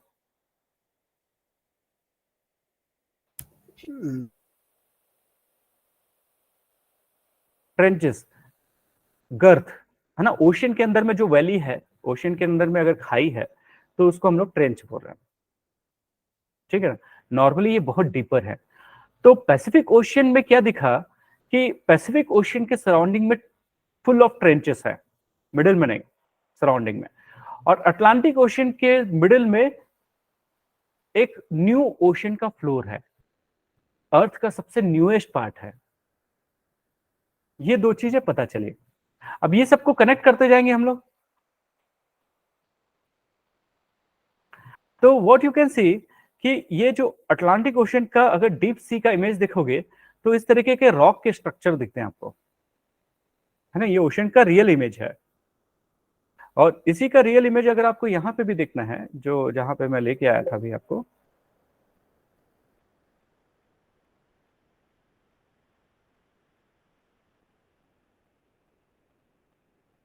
ये देखो, हम लोग कहा किसके किसके बीच में है, हम लोग अफ्रीका एंड अमेरिका के बीच में, साउथ अमेरिका के बीच में, अफ्रीका एंड सदर्न अमेरिका। ये बीच में मैं बोल रहा था ना, रॉक माउंटेन जो है, ranges of the mountain S shape में है, यहाँ से लेके यहाँ तक, है ना। इसमें मैं बोल रहा था कि यहाँ पे चेन ऑफ माउंटेन है। तो इसको अगर अच्छे से देखोगे तो आपको माउंटेन्स टाइप के दिखेंगे, है ना। अब ओशन के फ्लोर में ज्यादा डीप में नहीं दिख पाता, पर आपको थोड़ा बहुत समझ आएगा कि यहाँ पे कुछ रिफ्टिंग टाइप का हुआ है, क्रैक हुआ है यहाँ पे। और ये क्रैक कहाँ से स्टार्ट हुआ है, यहाँ से, करीब कहाँ गया, आइसलैंड, यहाँ से। यहाँ से क्रैक चालू हुआ है और ये क्रैक पूरा ऊपर से लेके नीचे तक गया है, जो यहाँ तक सदर्न हेमिस्फीयर तक पूरा दिख रहा है ये जो क्रैक है। और इसी क्रैक में क्या हो रहा है, इस क्रैक में ये हो रहा है। अब इसको पॉइंट्स को कनेक्ट करने की कोशिश करो, डॉट्स को कनेक्ट करने की कोशिश करो। मिडिल में वोल्केनिक इरप्शन हो रहा है ना, वोल्केनिक इरप्शन हो रहा है। और ये जो माउंटेन है, ये जो ओशन का फ्लोर है, ये ऐसे सेपरेट हो रहा है, अलग हो रहा है। इसलिए मिडिल में जो रॉक का एज है वो सबसे नया है, क्योंकि नया नया वोल्केनो का लावा जो है वो निकलता जा रहा है। और इसलिए एज जो है सबसे पुराने हैं, क्योंकि वो सबसे एंड पोर्शन है।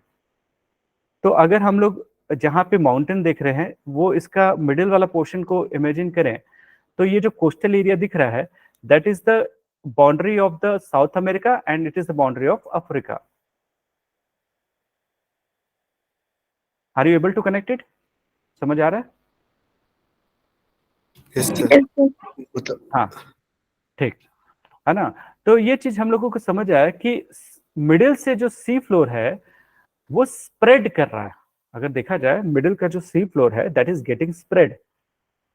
So that is also one of the evidence. एक चीज हम लोगों को एक और चीज समझ आया कि सी फ्लोर जो है हाँ, सी फ्लोर जो है मिडिल से स्प्रेड कर रहा है इस तरीके से, जिसको सी फ्लोर स्प्रेडिंग थ्योरी बोलते हैं। इसलिए जो लेफ्ट साइड है वो मिरर इमेज है राइट साइड के, है ना। जैसे ये इसका मिरर इमेज है, इसका मिरर इमेज है, तो दोनों एक दूसरे के मिरर इमेज है। बीच में मैग्मा जो है उसको पुश करता जा रहा है, ठीक है। अब ये तीनों डॉट्स को कनेक्ट करेंगे। एक चीज और समझ आया कि जो अटलांटिक ओशन में जो वोल्केनिक इरप्शन होते हैं, इस जगह पे वोल्केनो है, और इस जगह पे जो वोल्केनो है दोज आर साइलेंट। ये जो वोल्केनो है ये साइलेंट है, मतलब बहुत ज्यादा वायलेंटली एक्सप्लोड नहीं करते। एट द सेम टाइम यहाँ पे अर्थक्वेक जो आते हैं ना, वो भी ज्यादा इंटेंसिटी के नहीं है। आप कभी भी अगर सुनामी सुनते हो, कभी सुनामी अगर सुना है, तो वो कौन से ओशन में आपने सुना है अभी तक? तो जब जापान में आया था तो जापान के हाँ, पास में ये जो जापान है यहाँ पे आया था सुनामी एक समय, 2012 की बात है। और कहीं पे सुनामी आया है इससे पहले?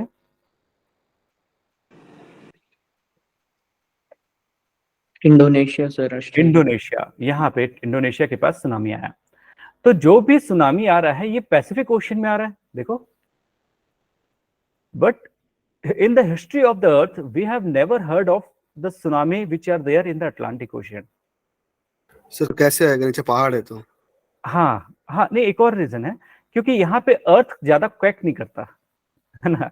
यहाँ पे जो अर्थ क्वेक है उसका इंटेंसिटी ज्यादा नहीं है, ऊपर से वोल्केनिक इरप्शन जो है वो बहुत स्लो है। इसलिए ना अटलांटिक ओशन रिलेटिवली काम ओशन है। तो हम लोगों को एक और चीज समझ आ रहा है कि एक तो मिडिल में चेन ऑफ माउंटेन है, मिडिल से सी फ्लोर स्प्रेड कर रहा है। एट द सेम टाइम यहाँ पे जो अर्थक्वेक और वोल्केनो है उसका इंटेंसिटी ज्यादा नहीं है। और पैसिफिक ओशन में क्या दिखता है, पैसिफिक ओशन में एक चीज हम लोग ने समझा कि एक तो सराउंडिंग में ट्रेंचेस है, दूसरा Pacific is known for the ring of fire. Ring of fire जानते होंगे, सुना होगा कि पैसिफिक ओशन में ऐसे चेन ऑफ वोल्केनिक इरप्शंस होते हैं एंड अर्थक्वेक का जोन है पैसिफिक ओशन में, और जो बहुत ज्यादा वायलेंट है। और इस जगह पे अर्थक्वेक भी जो आते हैं बहुत ज्यादा होते हैं। In the very beginning of the my lecture I had started by saying कि ये जो जितने अर्थक्वेक आ रहे हैं ये या तो इस जगह पे न्यूजीलैंड पे आ रहे हैं, या तो इंडोनेशिया में आ रहे हैं, या तो यहाँ पे न्यू कैलेडोनिया में आ रहे हैं, या फिलीपाइंस में आ रहे हैं, या जापान में आ रहे हैं, या तो यहाँ पेरू चिली में आ रहे हैं, या पनामा में आ रहे हैं। यही चीज तो मैंने बोला। तो मतलब पैसिफिक ओशन का जो फ्लोर है उसमें बहुत ज्यादा हलचल हो रही है, वो भी बाउंड्रीज में। वाइल अटलांटिक ओशन का जो मिडिल में है, इसके मिडिल में हलचल हो रही है, बट ये हलचल जो है, ये जो ट्रेमर्स हैं, ये जो अर्थक्वेक है, ये ज्यादा इंटेंसिटी के नहीं है। दैट्स वाई सुनामी जो है वो phenomena is is of Pacific ocean rather than Atlantic ocean. Tsunami कहाँ पे ज्यादा चांसेस है? वो पैसिफिक ओशन में चांसेस है।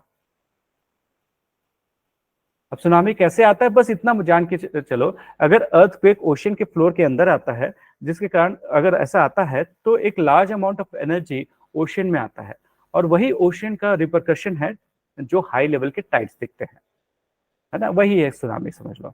मतलब मान के चलो आप एक बकेट लेके जा रहे थे, धीरे धीरे करके सडनली एक बच्चा आया, जोर से हिला दिया बकेट को, तो दोनों साइड में जो छलका, that is tsunami. Got it? यही हुआ, यही है सुनामी। तो वही चीज है कि ये जो उसमें बच्चा था उसको हिलाने के लिए, बट यहाँ पे जो बच्चा नहीं है, यहाँ पे जो हिलाने के लिए है वो अर्थक्वेक, ठीक है ना। तो अगर मेरा प्रीवियस लेक्चर जब आपको याद हो, नहीं उसमें नहीं पढ़ाया, अभी पढ़ाने वाला हूं मैं। अब ये जो सारे चीज हैं, इन सारे ऑब्जर्वेशन को, कौन कौन से ऑब्जर्वेशन को, पहला चीज हम लोगों ने देखा कि कन्वेक्शनल करंट थ्योरी, सेकंड चीज हमने देखा ओशन फ्लोर का मैपिंग, तीसरा चीज हम लोगों ने देखा sea floor is getting spread. ये तीनों को कनेक्ट करने के लिए अगला थ्योरी जो आएगा उसको बोलेंगे प्लेट टेक्टोनिक्स।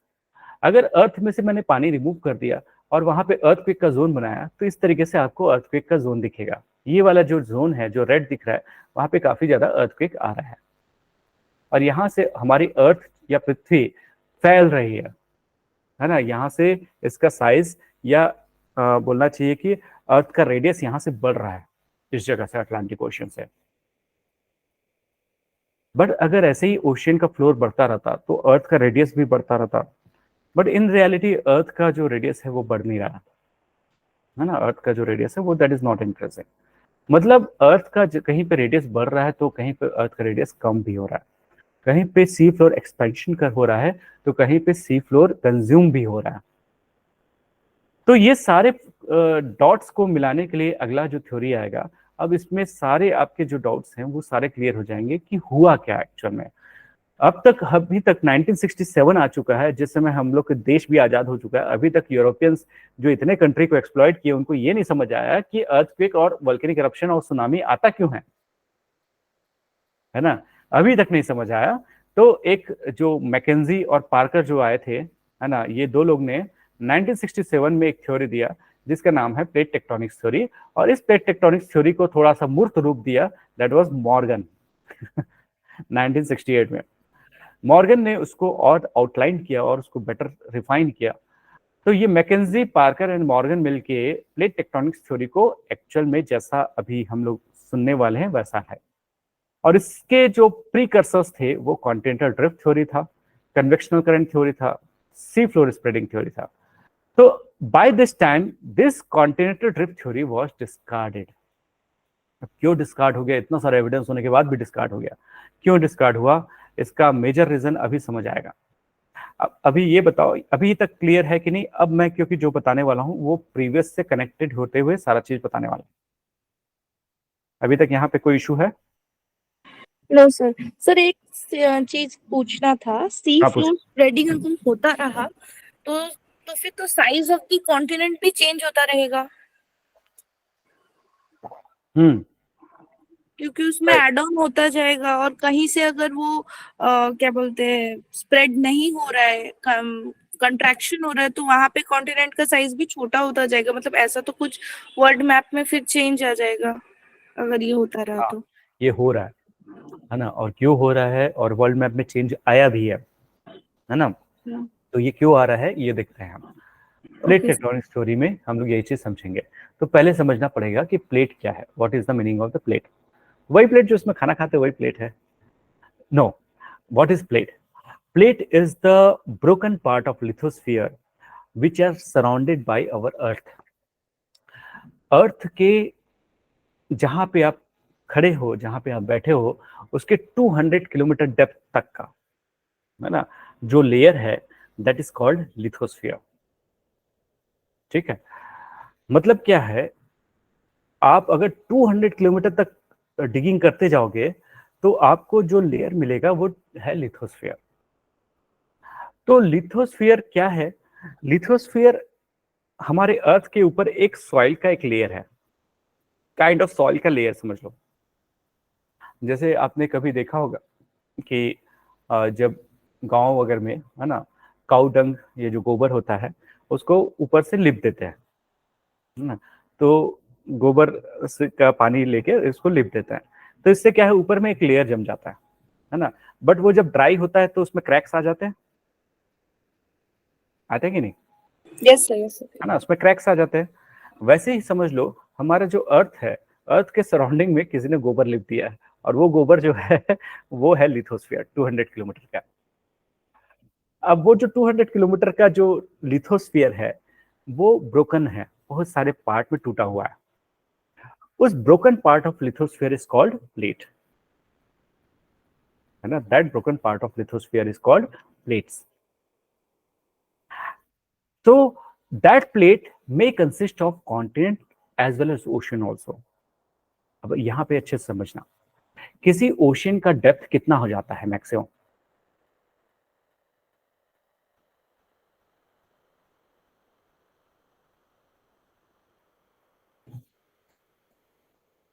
किसी भी ओशन का डेप्थ कितना तक गया है आज तक?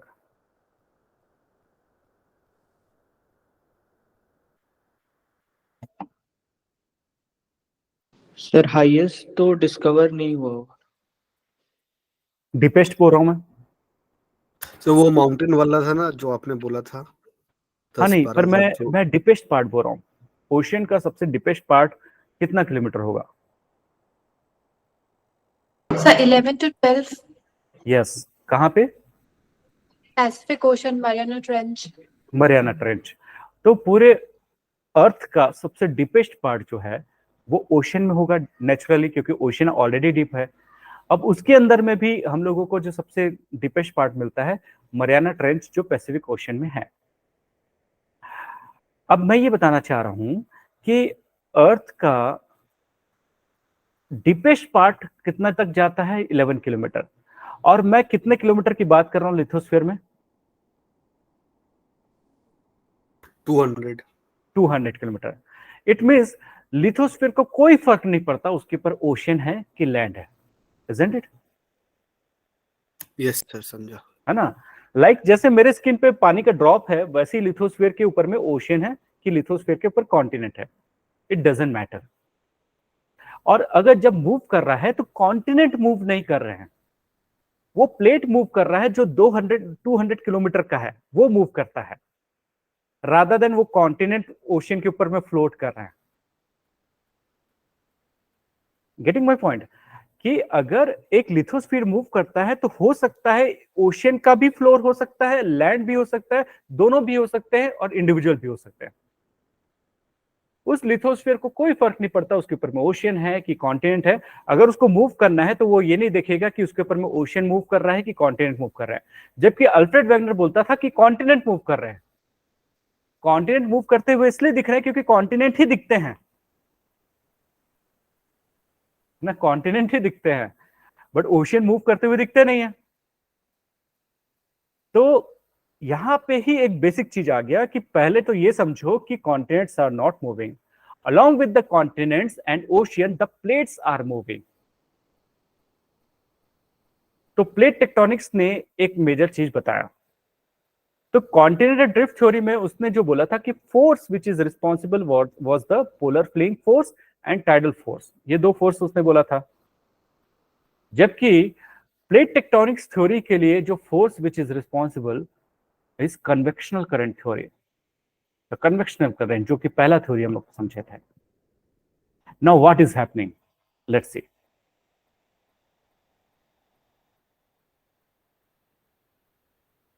Okay, see this picture.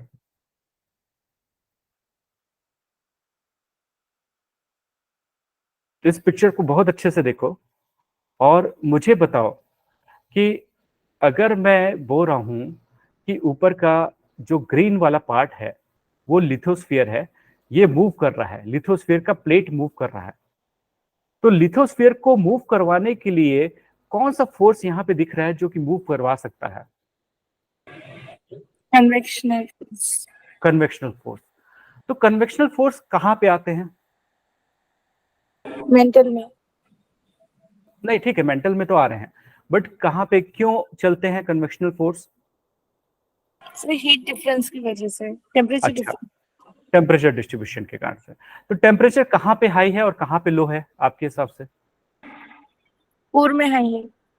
Core में टेम्परेचर इज टू हाई, है ना, रफली 5000 डिग्री सेल्सियस और 6000 डिग्री सेल्सियस। एंड लिथोस्फीयर पे कितना टेम्परेचर होगा? तो उससे तो कम ही होगा। हम लोग जहां पे रह रहे हैं 25-30 डिग्री, isn't it? 25-30 डिग्री, मतलब 6000 एंड 25 डिग्री सेल्सियस के बीच में हीट रिडिस्ट्रीब्यूशन होना तो होना ही चाहिए, लाजमी है वो, isn't it?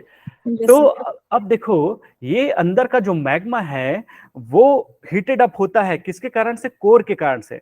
And that magma rises up, magma जो है राइज अप होता है और इसके बाद वो कूल्स डाउन हो जाता है ना, कूल डाउन हो जाता है। तो मैग्मा अपना काम कर रहा है पर उसके कारण से लिथोस्फीयर ब्रोकन हो जाते हैं, है ना। जैसे इस जगह पे, ये वाले पोर्शन पे जहां पे मैग्मा एक दूसरे से सेपरेट हो रहा है, तो वहां पे लिथोस्फीयर भी एक दूसरे से सेपरेट हो जाते हैं। होंगे कि नहीं होंगे बताओ? इस जगह पे क्रैक्स आएंगे कि नहीं? हाँ सर। तो लिथोस्फीयर अगर ऐसे ब्रोकन अप हो जाएगा तो मिडिल में लावा फ्लो होगा कि नहीं? Yes sir. है ना, लावा फ्लो होगा और लावा के फ्लो के सॉलिडिफाई होने के कारण से माउंटेन्स बनेंगे।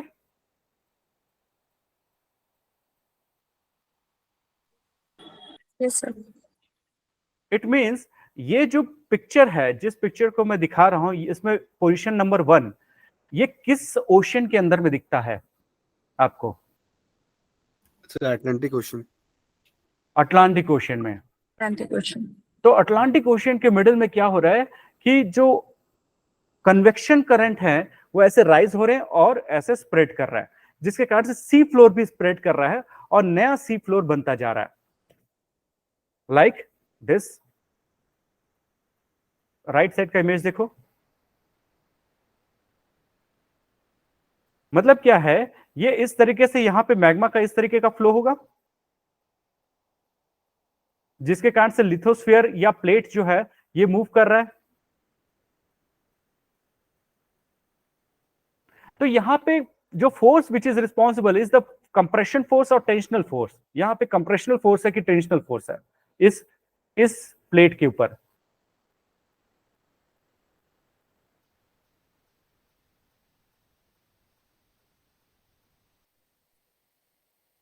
कोई चीज ऐसे हो जाना, ये टेंशन है कि कंप्रेशन है? टेंशन है। हुआ। कंप्रेशन।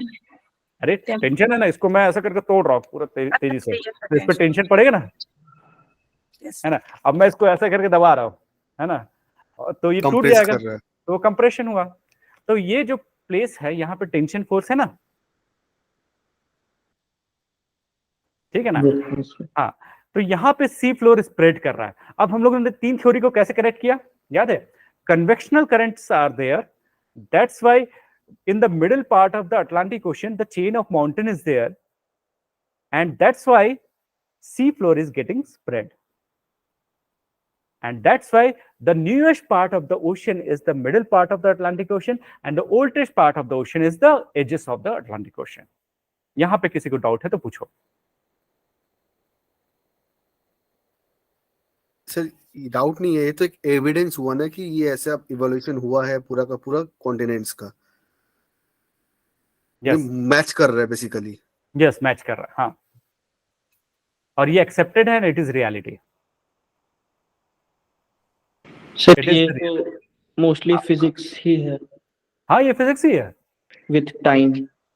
हाँ, विद टाइम। बस हम लोग क्या है, जियोलॉजिकल टाइम स्केल में देखा जाए तो जो चीजें चेंजेस होती है 1 साल में 1 सेंटीमीटर होता है, और हमारे लाइफ टाइम में वो कुछ भी नहीं दिखता वो, है ना। और ये हो रहा है मिलियंस बिलियंस ईयर्स में।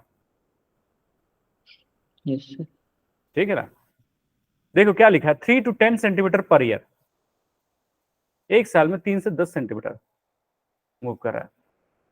ठीक है, तो अभी हम लोग को ये समझ आया। अब जहां पे हाँ सॉरी सर, सॉरी, इसके हिसाब से तो फिर अटलांटिक ओशन में जो बीच में आपका वोल्केनो इरप्शन हो रहा है, कुछ 1000 साल के बाद वहां पे तो माउंटेन क्रिएट हो जाएगा पूरा। हाँ, जो सी लेवल के ऊपर होगा। राइट, आइसलैंड उसी का पीक है, एक आइलैंड तो बन ही चुका है। हाँ वही मैं, जो थ्योरी तो यही बोल रहा है। हाँ एग्जैक्टली, आइसलैंड वोल्केनिक, वो वोल्केनो का माउंटेन है ना, ऊपर का वो आइलैंड दिख रहा है, बट इन रियलिटी वो पीक है माउंटेन का, आइसलैंड जो हम लोग देखते हैं। सर तो और पानी का लेवल उतना ही रहेगा, पानी तो जितना है उतना ही रहेगा, तो इसी वजह से बाकी जगह से पानी बढ़ जाएगा, तो इसलिए कुछ हाँ, कुछ जगह डूब। अब देखो यहाँ पे जब नया सी फ्लोर मिलेगा तो पानी का लेवल कम होना चाहिए ना। देखो मैंने फ्लोर बढ़ा दिया तो पानी का लेवल कम हो जाएगा हाँ अटलांटिक हाँ ओशन में, isn't it? अब यहाँ पे देखो, सुनामी आने का एक रीजन होता है पानी का लेवल अगर ज्यादा है तो वो ज्यादा स्प्लैश करेगा दोनों जगह पे, कम है तो ज्यादा स्प्लैश नहीं करेगा। तो अटलांटिक ओशन में सुनामी नहीं आने का एक और रीजन हो सकता है, होगा, मतलब हो सकता नहीं है, कि वहां पे ओशन का फ्लोर नया बनता जा रहा है, उसको नया स्पेस मिल रहा है ना, उसको एक नया स्पेस मिल रहा है। तो यहाँ पे हो क्या रहा है, यू कैन सी ऐसा, सॉरी उधर पे, हाँ ये ऐसा हो रहा है, सी फ्लोर स्प्रेड हो रहा है, ये हो रहा है रियलिटी में अर्थ के अंदर में। अब ये तो एक पार्ट ऑफ द पिक्चर है, this is the first part of the picture. But अगर ऐसे ही चलता रहा तो ये एक एजेस जो दिखते हैं आपको साइड में, यहाँ पे कहीं ना कहीं वो अंदर कंज्यूम भी होगा, यू कैन सी, जैसे एक प्लेट कहीं अंदर भी जाएगा, कहीं पे स्प्रेड हो रहा है तो कहीं पे अंदर भी जाएगा। तो ये वाले जो एज हैं, मतलब अगर हम लोग फिर से यहाँ पे जाते हैं, ये वाला पिक्चर देखते हैं, तो दिस एज, अब इस एज पे आ जाओ, ये वाले एज पे, जहां पे दो कन्वेक्शन के सेल अंदर जा रहे हैं, तो यहाँ पे जो फोर्स होगा वो कंप्रेशन का फोर्स होगा कि नहीं इस जगह पे, हाँ सर। है ना। अब कंप्रेशन होगा, दोनों चीज ऐसे जाएगा, कोशिश कर रहे हैं दोनों को एक दूसरे को पुश करने का। अब फिर एक अंदर चला गया, अंदर चला गया, तो मतलब इस जगह पे ओशन फ्लोर डिस्ट्रॉय हो रहा है, इस जगह पे कम हो गया। हाँ जगह कम हो गई, ओशन फ्लोर डिस्ट्रॉय हो रहा है। तो कहीं पे अगर ओशन फ्लोर इंक्रीज हो रहा है तो कहीं पे डिस्ट्रॉय होगा ही। सर तो फिर तो कुछ कुछ कॉन्टिनेंट एकदम अंदर भी चले जा सकते हैं। बिल्कुल जाते हैं और जा रहे हैं। अच्छा, हाँ, अब उसको मैं कनेक्ट करने वाला हूँ, जो अब ना सारा चीज को और कनेक्ट करने वाला हूँ। अब देखो कहीं पे टेंशन फोर्स है तो कहीं पे डेफिनेटली कंप्रेशन फोर्स है। तो वी हैव वन ओशन जहां पे ये कंप्रेशन का फोर्स है, और टेंशन फोर्स ज्यादा वायलेंट नहीं होता है as compare to compression force. Tension force तो रिफ्ट हो रहा है, क्रैक हो रहा है, कंप्रेशन फोर्स अंदर जाने की कोशिश कर रहा है, नहीं जा पा रहा है, उसको फ्रिक्शन मिल रहा है, फिर अंदर गया, फिर फ्रिक्शन मिल रहा है, फिर अंदर गया, फिर फ्रिक्शन मिल रहा है। तो कंप्रेशन फोर्स में बहुत दिन तक अर्थक्वेक का जो पोटेंशियलिटी है वो पाइलअप होता है, एनर्जी बहुत दिन तक पाइलअप हुआ, बहुत ज्यादा फोर्स लग रहा है पर जा नहीं पा रहा है, फिर अंदर गया, है ना, एपिसोडिक जा रहा है, फिर प्रेशर पाइलअप हुआ, फिर अंदर गया। तो एक्चुअल में ये जो ओशन है, या तो ये जो प्लेस है जिस जगह पे ये हो रहा है, वहां पे बहुत अर्थक्वेक आएगा। वो उसके अलावा क्या चीज होगा ये चीज देखना। अब ये जब प्लेट अंदर जाता है तो अंदर जाके मेल्ट होता है, और मेल्ट होके क्या होगा, मेल्ट होने के कारण से ये मैग्मा बनेगा, ये देखो मैग्मा। तो ये जब है अंदर जाएगा, मेल्ट होगा, मैग्मा बनेगा, और यहां पे वोल्केनो बन के फूटेगा, है ना। मैं क्या बताना चाह रहा हूं, एक प्लेट दूसरा प्लेट, ये अंदर कंज्यूम हुआ तो ये मेल्ट होगा, मेल्ट होने के कारण से यहां पे वोल्केनिक इरप्शन होगा इस जगह पे। तो क्या मेरे पास कोई ऐसा प्लेस है अर्थ में जहां पे अर्थक्वेक भी बहुत वायलेंट है और वोल्केनिक इरप्शन भी बहुत ज्यादा है? Pacific ocean. तो पैसिफिक ओशन का मिडिल में है कि एजेस में है? सर मिडिल में आपका वो निकारागुआ, ग्वाटामेला, सब में सब वोल्केनो इरप्शन वाला जगह है, बहुत ज्यादा होता है। नहीं आपका मैं नॉर्थ पूछ रहा हूँ, अमेरिका ओशन फ्लोर का, पैसिफिक ओशन का मिडिल पार्ट ज्यादा डिस्टर्ब्ड है कि सराउंडिंग कॉर्नर वाला पार्ट? सराउंडिंग सर, कॉर्नर अंदर कॉर्नर जाएगा ना, इसलिए तो रिंग ऑफ फायर बोल रहे हैं हम लोग। है ना। मतलब क्या हो रहा होगा, let's see now again see that picture. ये तो ये ऐसा प्लेस है जहां पे पैसिफिक ओशन का फ्लोर अंदर जा रहा है, इधर पे भी अंदर जा रहा है, यहां से भी अंदर जा रहा है, यहां पे भी अंदर जा रहा है, यहां पे भी अंदर जा रहा है। मतलब Pacific ocean is getting consumed, यहां पे भी Pacific ocean is getting consumed. कहां पे हो रहा है, ये यूरोपियन जो प्लेट है उसके अंदर जा रहा है, यहां पे ऑस्ट्रेलियन प्लेट के अंदर जा रहा है, यहां पे साउथ अमेरिकन प्लेट के अंदर जा रहा है। तो पैसिफिक ओशन जो कि सबसे ओल्डेस्ट ओशन है पूरे अर्थ का, that is being destroyed at the cost of Atlantic ocean. Atlantic ocean इसलिए सबसे नया ओशन है और पैसिफिक ओशन सबसे पुराना ओशन है। अब क्वेश्चन ये अराइज होता है कि यहाँ पे सराउंडिंग में, पैसिफिक ओशन के सराउंडिंग में अर्थक्वेक एंड वोल्केनिक इरप्शन क्यों है? तो डेफिनेटली जब कंप्रेशन फोर्स लगता है तो अर्थक्वेक एंड वोल्केनिक इरप्शंस होते हैं। अब क्या है, एक और सिमिलरिटी दिखती है कि जहां पे भी बाउंड्री है पैसिफिक ओशन का, वहां पे तीन चीजें मुझे प्रोमिनेंट दिखती है। पहला चीज volcanic eruption and earthquake, second चीज chain of islands, chain of islands, third चीज ट्रेंचेस। तीन चीज समझना, जहां पे भी दो प्लेट आपस में कन्वर्ज कर रहे हैं, कंज्यूम हो रहे हैं, कंप्रेशन हो रहा है, वहां पे three things you will observe. First, the violent volcanic eruption, explosive volcanic eruption plus violent earthquake. Second, the formation of trenches. Third, the formation of islands. अब देखना, इसको मैच करना ये तीनों चीजों को। आप देख रहे हो कि जितने कचरा आइलैंड्स हैं, इतने सारे कचरा आइलैंड्स, ये सारे इसी साइड में दिख रहा है। यहां पे तो उतना नहीं दिख रहा है, बट इस साइड पे सारा दिख रहा है। At the same time trenches देखो, Aleutian trench, Kuril trench, Japan trench, Mariana trench which is the deepest part of the world, Challenger Deep, Tonga trench, Kermadec trench, Peru Chile trench, Middle American trench. तो you can see three things here, trenches, islands and volcanic eruption and earthquake. तो let's see Google Earth में देखते हैं कि ऐसा है कि नहीं, उसमें भी आपको दिखेगा। और इसको मैं और अच्छे से कनेक्ट करने वाला हूं और अच्छे से समझाने वाला हूं। तो let's move to Pacific ocean.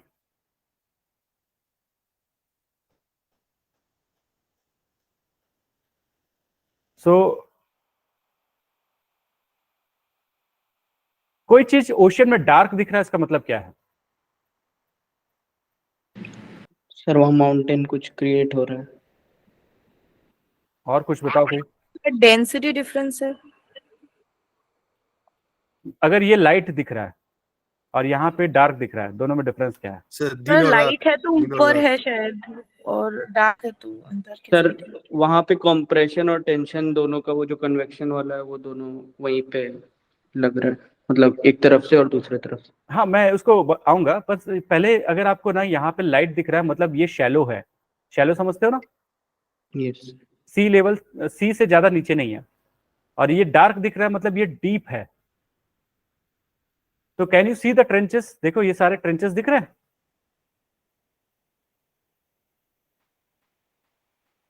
देखो ये सारे ट्रेंचेस, यहाँ पे हम लोग बोले थे एल्यूशन ट्रेंच, यहाँ पे हम लोग क्यूराइल ट्रेंच बोले थे, एंड जापान ट्रेंच बोले थे यहाँ पे।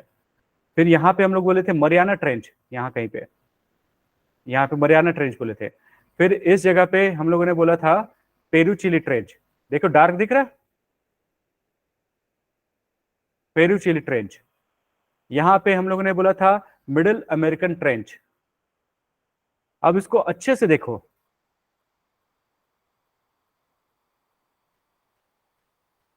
कैन यू ऑब्जर्व कि this plate is moving beneath this plate? ये एक प्लेट के अंदर जा रहा है।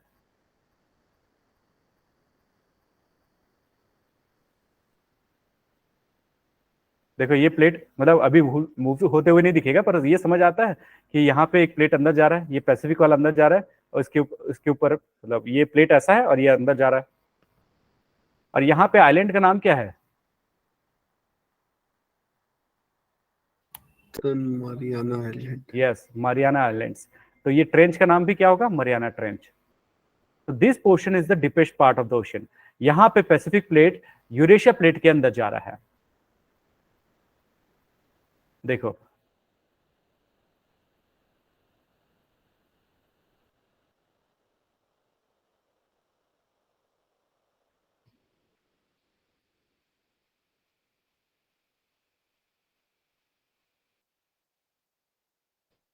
देखो ये सारे ट्रेंचेस हैं। अब मैंने बोला था कि जब कोई फ्लोर अंदर जाता है तो यहाँ पे वोल्केनिक इरप्शन होना चाहिए। तो लेट्स सी, ये मरियाना ट्रेंच बना ही, ये देखो वोल्केनोस दिख रहे हैं। ये वोल्केनोस नहीं है? Yes sir. देखो लाइन से वोल्केनोस, ये कंटिन्यूसली वोल्केनोस दिख रहे हैं। किसके बगल में? ये ट्रेंच के बगल में। ये अंदर जा रहा है और यहाँ पे वोल्केनोस बन रहा है। तो that's why the chain of islands are there. इसको मैं 2D में लाता हूं। These are the chain of islands. Not only here, whole of the Japan has been made up of this. ये पैसिफिक ओशन अंदर जा रहा है। ये पूरा जो आइलैंड्स के कारण से ये क्या बन गया है? एक बोलना चाहिए कि एक लैंड बन गया है। अगर आप देखोगे, जापान का एक माउंटेन है, जापान का एक वोल्केनो है जो बहुत फेमस है, mount Fujiyama.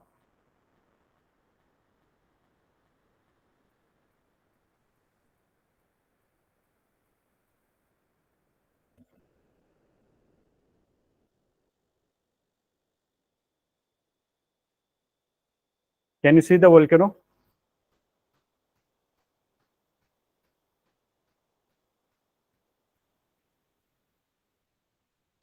Sir shield volcano है क्या? वोल्केनो के बारे में टाइप पढ़ा लिया क्या मैंने आपको? नहीं सर, पहले पढ़ाए थे। नहीं नहीं, ये सिंडर कोन या कंपोजिट वोल्केनो होगा। शील्ड वोल्केनो की हाइट इतनी नहीं रहती। अगर इसमें व्हाइट दिख रहा है मतलब यहाँ पे है क्या? ये व्हाइट स्नो है सर। स्नो है। स्नो है मतलब हाइट ज्यादा है। हाँ। और किसी भी शील्ड वोल्केनो की हाइट इतनी नहीं रहती है। Got it? या तो कंपोजिट होगा या सिंडर कोन होगा।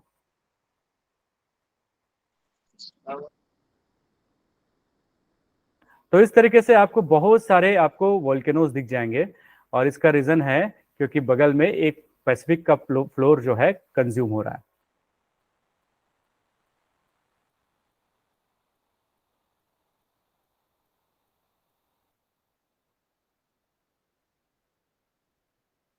इसलिए आपको चेन ऑफ आइलैंड्स क्यों दिख रहे हैं? ये आइलैंड्स क्यों दिख रहे हैं? क्योंकि पैसिफिक फ्लोर ये हो रहा है। यहाँ पे भी चेन ऑफ आइलैंड्स दिख रहे हैं और ट्रेंचेस है बगल में, गर्थ है, यहाँ पे ट्रेंचेस हैं। यहाँ पे भी ऐसे ही आइलैंड्स दिख रहे हैं और आपको ट्रेंचेस दिख रहे हैं। तो जो तीन चीजें मैंने बताया वो तीनों चीजें यहाँ पे ऑब्जर्वेबल है।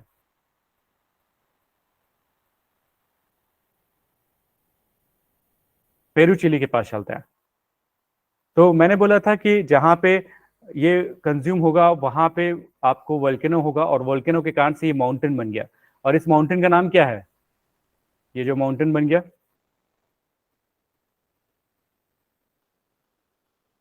साउथ अमेरिका में कौन सा माउंटेन है लेफ्ट साइड में? रॉकी। No, Andes. एंडेज। तो Andes mountain is volcanic mountain. इसका मतलब पेरू चिली में भी बहुत अर्थक्वेक आते होंगे, तो आते हैं। इसका मतलब पेरू चिली में भी वोल्केनिक eruption होता होगा, होता है। मतलब पेरू चिली के एंडीज से जंप करोगे तो सीधा आप पेरू चिली के ट्रेंच में घुसोगे, तो इसके बाद दोबारा दिखोगे नहीं कभी। That is also true. And not only here, let's go to Rockies Mountain, है ना? यहां पे भी आपको एक चेन ऑफ माउंटेन्स दिख रहे हैं। व्हाइटिश दिख रहा है मतलब माउंटेन है, ठीक है ना? तो ये जो पूरा यहां तक जाता है एक्चुअल में, और उसका रीजन है पैसिफिक ओशन अंदर जा रहा है, जिसके कारण से रॉकीज माउंटेन। तो यूपीएससी ने एक क्वेश्चन पूछा था कि why most of the mountains are on the western part of the continent. तो रॉकीज का एग्जाम्पल है और दूसरा एग्जाम्पल है Andes. Andes, Rockies and Andes, ये दो जो एग्जाम्पल है इसी के हैं। तो अब मैं एक आपको क्वेश्चन, हाँ यस प्लीज। सर ये जो वोल्केनोज रॉकीज में है और एक एंडेस में, मतलब जो जिस टाइप के पाए जाते हैं, तो उनमें मतलब रॉकीज वाले में कुछ होमोजेनिटी होगा और इसमें भी, और दोनों के बीच में कुछ डिफरेंसेस भी आते होंगे, मतलब अलग टाइप का होता होगा वोल्केनोज। हाँ देखो क्या है, रॉकीज में अब उतना ज्यादा एक्टिव नहीं है, बट एंडीज अभी भी ज्यादा एक्टिव है। तो यहाँ पे वोल्केनो अभी भी इरप्ट होते हैं, अर्थक्वेक भी आता है, और उसके कारण से माउंटेन अभी भी बड़े होते जा रहे हैं, ये जो एंडीज हैं। while the endogenetic forces which were that time responsible for the formation of the Rockies mountain, now they are not that much active. That's why America अभी उतना ज्यादा अर्थक्वेक से सफर्ड नहीं है ना, अर्थक्वेक उतना नहीं है आता। अगर अर्थक्वेक आता तो you can see the top countries, San Francisco, top cities San Francisco, Las Vegas, San Diego, और यहाँ पे लॉस एंजलिस हो गई, सिटल, है ना, ये सारे जो टॉप के जो सिटीज हैं इसी जगह पे हैं। अगर यहाँ पे उस लेवल का अर्थक्वेक आता रहता तो श्योरली ये डिस्ट्रॉय हो जाते हैं। तो इसलिए ये प्लेस उतना सफर नहीं करता, पर जो सफर कर रहा है वो ये वाला प्लेस है, पेरू चिली। सर क्वेश्चन जो आप बोले कि पूछो। वेस्टर्न साइड में माउंटेन ज्यादा है, मतलब एंडेस रॉकीज जैसे आप बोले, तो उसका आंसर क्या होगा sir? Because in the eastern part of the Pacific Ocean, where the two largest mountains are found, one is Andes and Rockies. Those are placed on the western part of the continent, because eastern part of the Pacific Ocean is getting consumed beneath the North American plate and South American plate. North American plate and south American plate के अंदर में Pacific ocean consume हो रहा है, और वो continent के western part में हो रहा है, इसलिए इस जगह पे बड़े बड़े माउंटेन्स हैं। बाकी जो वेस्ट साइड में जो माउंटेन्स है वो इतना प्रोमिनेंट नहीं है, जैसे इस जगह पे अफ्रीका। तो अफ्रीका पे यहाँ पे नेचुरली आपको दिख रहा है कि उतना बड़ा कोई लैंड या उतना बड़ा माउंटेन्स वगैरह कुछ नहीं दिख रहा है। यहाँ पे दिखेगा आपको एटलस माउंटेन, इस जगह पे ये जो थोड़ा सा रॉकी सरफेस दिख रहा है, इस जगह पे एटलस माउंटेन है अफ्रीका में, है ना। तो आप यही रीजन दोगे जब भी देना होगा तो बोलना कि पैसिफिक ओशन का फ्लोर कंज्यूम हो रहा है और वो नॉर्थ अमेरिका के अंदर में और साउथ अमेरिका के अंदर में जा रहा है, इसलिए दो बड़े माउंटेन्स रॉकीज और एंडीज, और एक अलास्का का माउंटेन, ये वाला जो अलास्का के माउंटेन्स, ये वेस्टर्न पार्ट में आपको दिखते हैं। ये लोग ना, यूपीएससी वाले लोग बड़ा चालाक रहते हैं, इन लोग ना आपको क्वेश्चन ना वही क्वेश्चन को घुमा के देते हैं। मतलब अगर हम लोग वो पूछता कि कहाँ पे ओशन का मार्जिन कन्वर्ज हो रहा है कॉन्टिनेंट के अंदर में, वैसा ना पूछ के उसने ना ऐसा क्वेश्चन पूछ दिया, माउंटेन्स क्यों बन रहा है, तो वो इफेक्ट पूछ दिया, तो कॉज बताओ ऐसा है।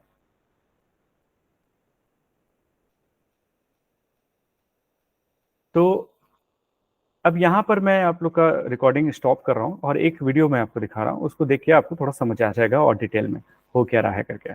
आगे की क्लास में मैं और फर्दर आपको एक्सप्लेन करूंगा।